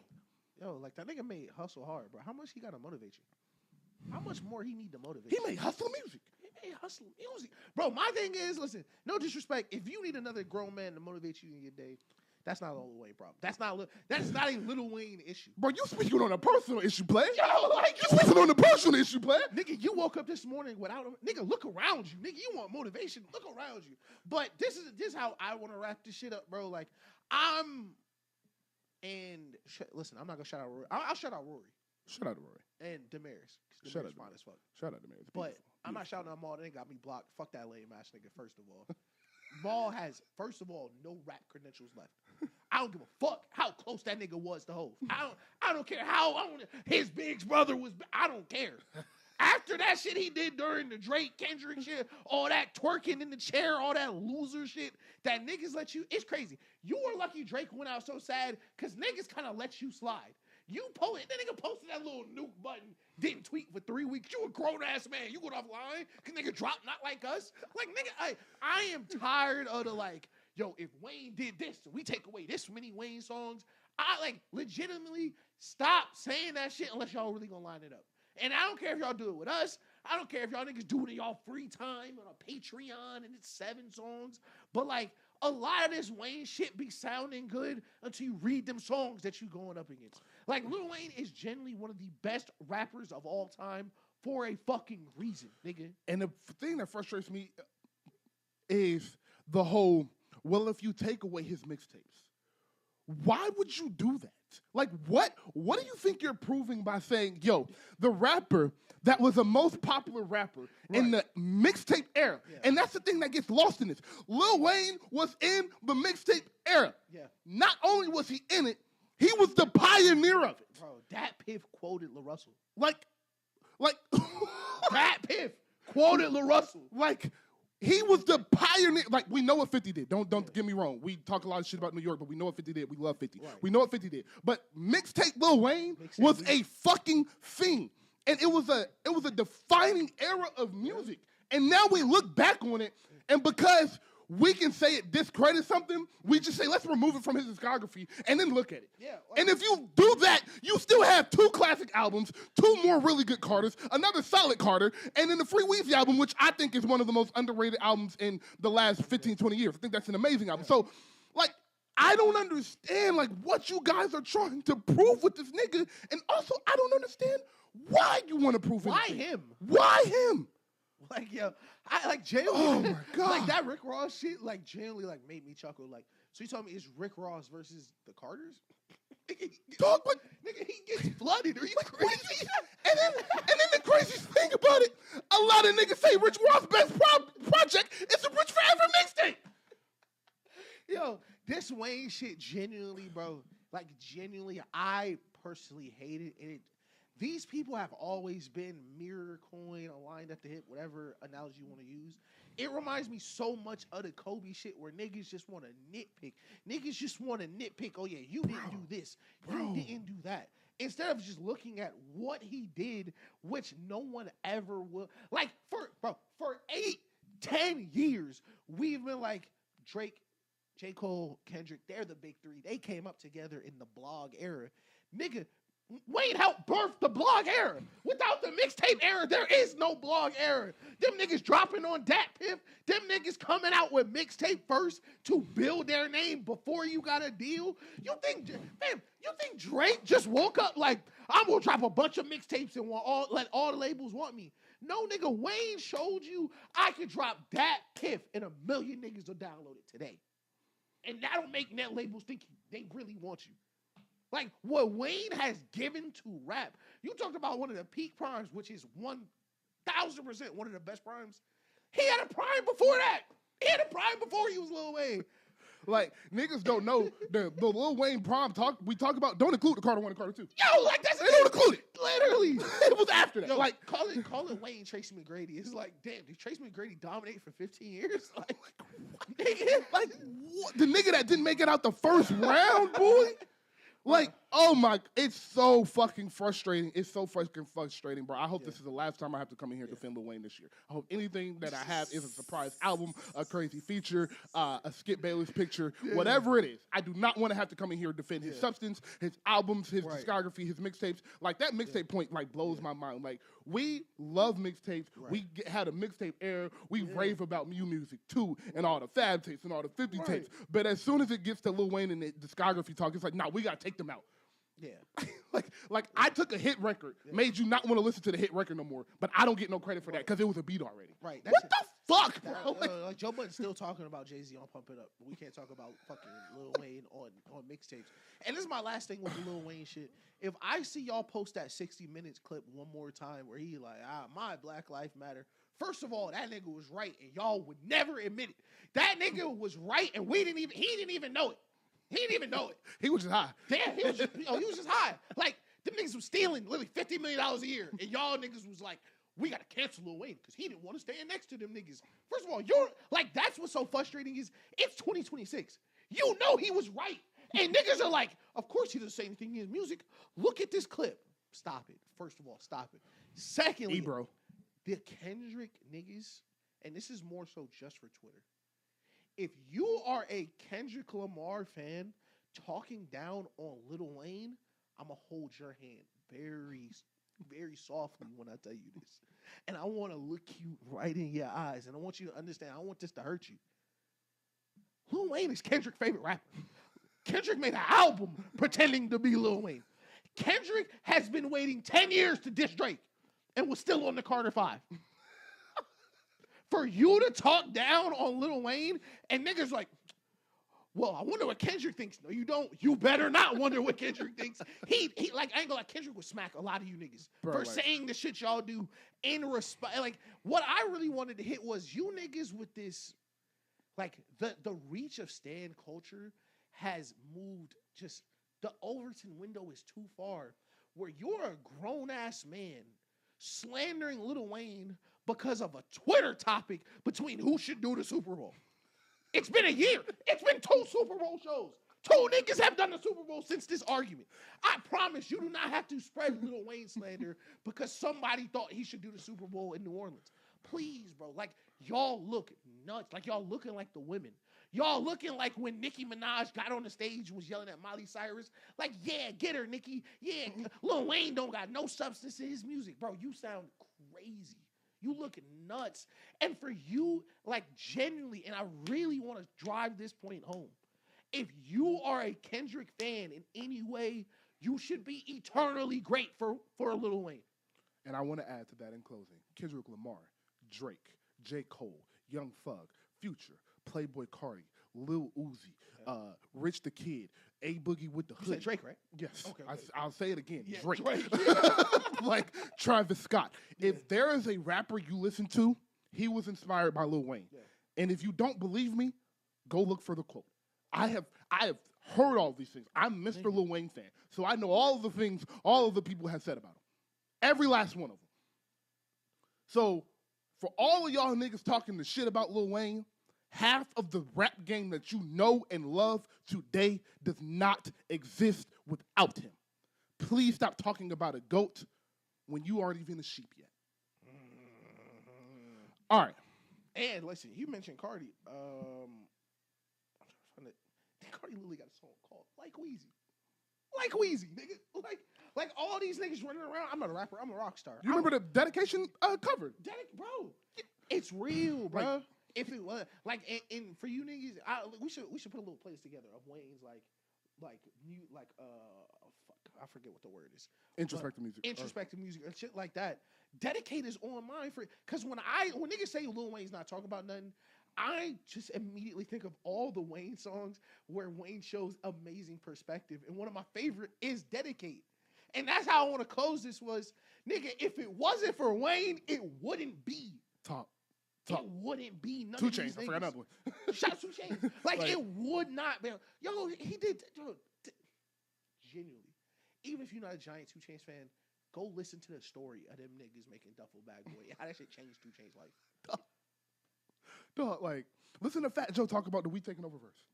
Like, it's stories galore about this nigga, dog. Changing niggas' lives. Like, so I just, Bun B was like, bro, we was on tour with them niggas, bro. We was on tour with DMX and the Hot Boys. And he was like, when we was 14, we knew Lil Wayne rap better than us. Yeah. He was like, when Lil Wayne was 14, we was grown men. This is prime UGK, prime Juvie, 400 degrees. Yep. They said this little nigga raps better than all of us. Yeah. Like, please, for the love of God, just shut the fuck up. Golly. But yeah, we absolutely need to make a Lil Wayne playlist, introspective music, and we got to do our February playlist. We got to start that. So actually, is this the last February show? No, it won't be. We'll announce it next week. We can split that up today because we got to wait for Keem to drop too. So I'll go ahead and send it to you though. Yeah. I'm sorry for off-air conversations on air. But you got anything else? No, I think that's it. Okay. We'll do some TikToks because I do interest in your Tyreek point, but we can say that for TikTok real quick. So yeah, we can get out of here. Brent Faiyaz, I don't care. I'll be honest. I'll be honest. Listen, I ain't really listen. I was in a Brent Faiyaz phase.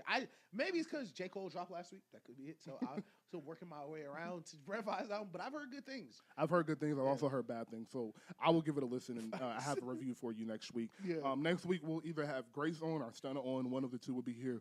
So shout out to them. Off the Top Rope Pod. This is coming out on Friday, so you guys are watching this on a Friday, Saturday, Sunday. Off the Top Rope Pod probably as either just released or will be releasing, so go check that out. This is a network. As always, like we said, please like, subscribe, and comment, and subscribe to the Patreon in the bio. It is only $3. And salute to Wes and the other couple partners from the Twitter group chat I'm in for subscribing. I really appreciate that. This is the show about nothing. That is Ish. I am Rock. That is Ish. In a world full of hate, let your light be love. In an industry full of copycats, we are some one-on-ones. And we out. 151 is done.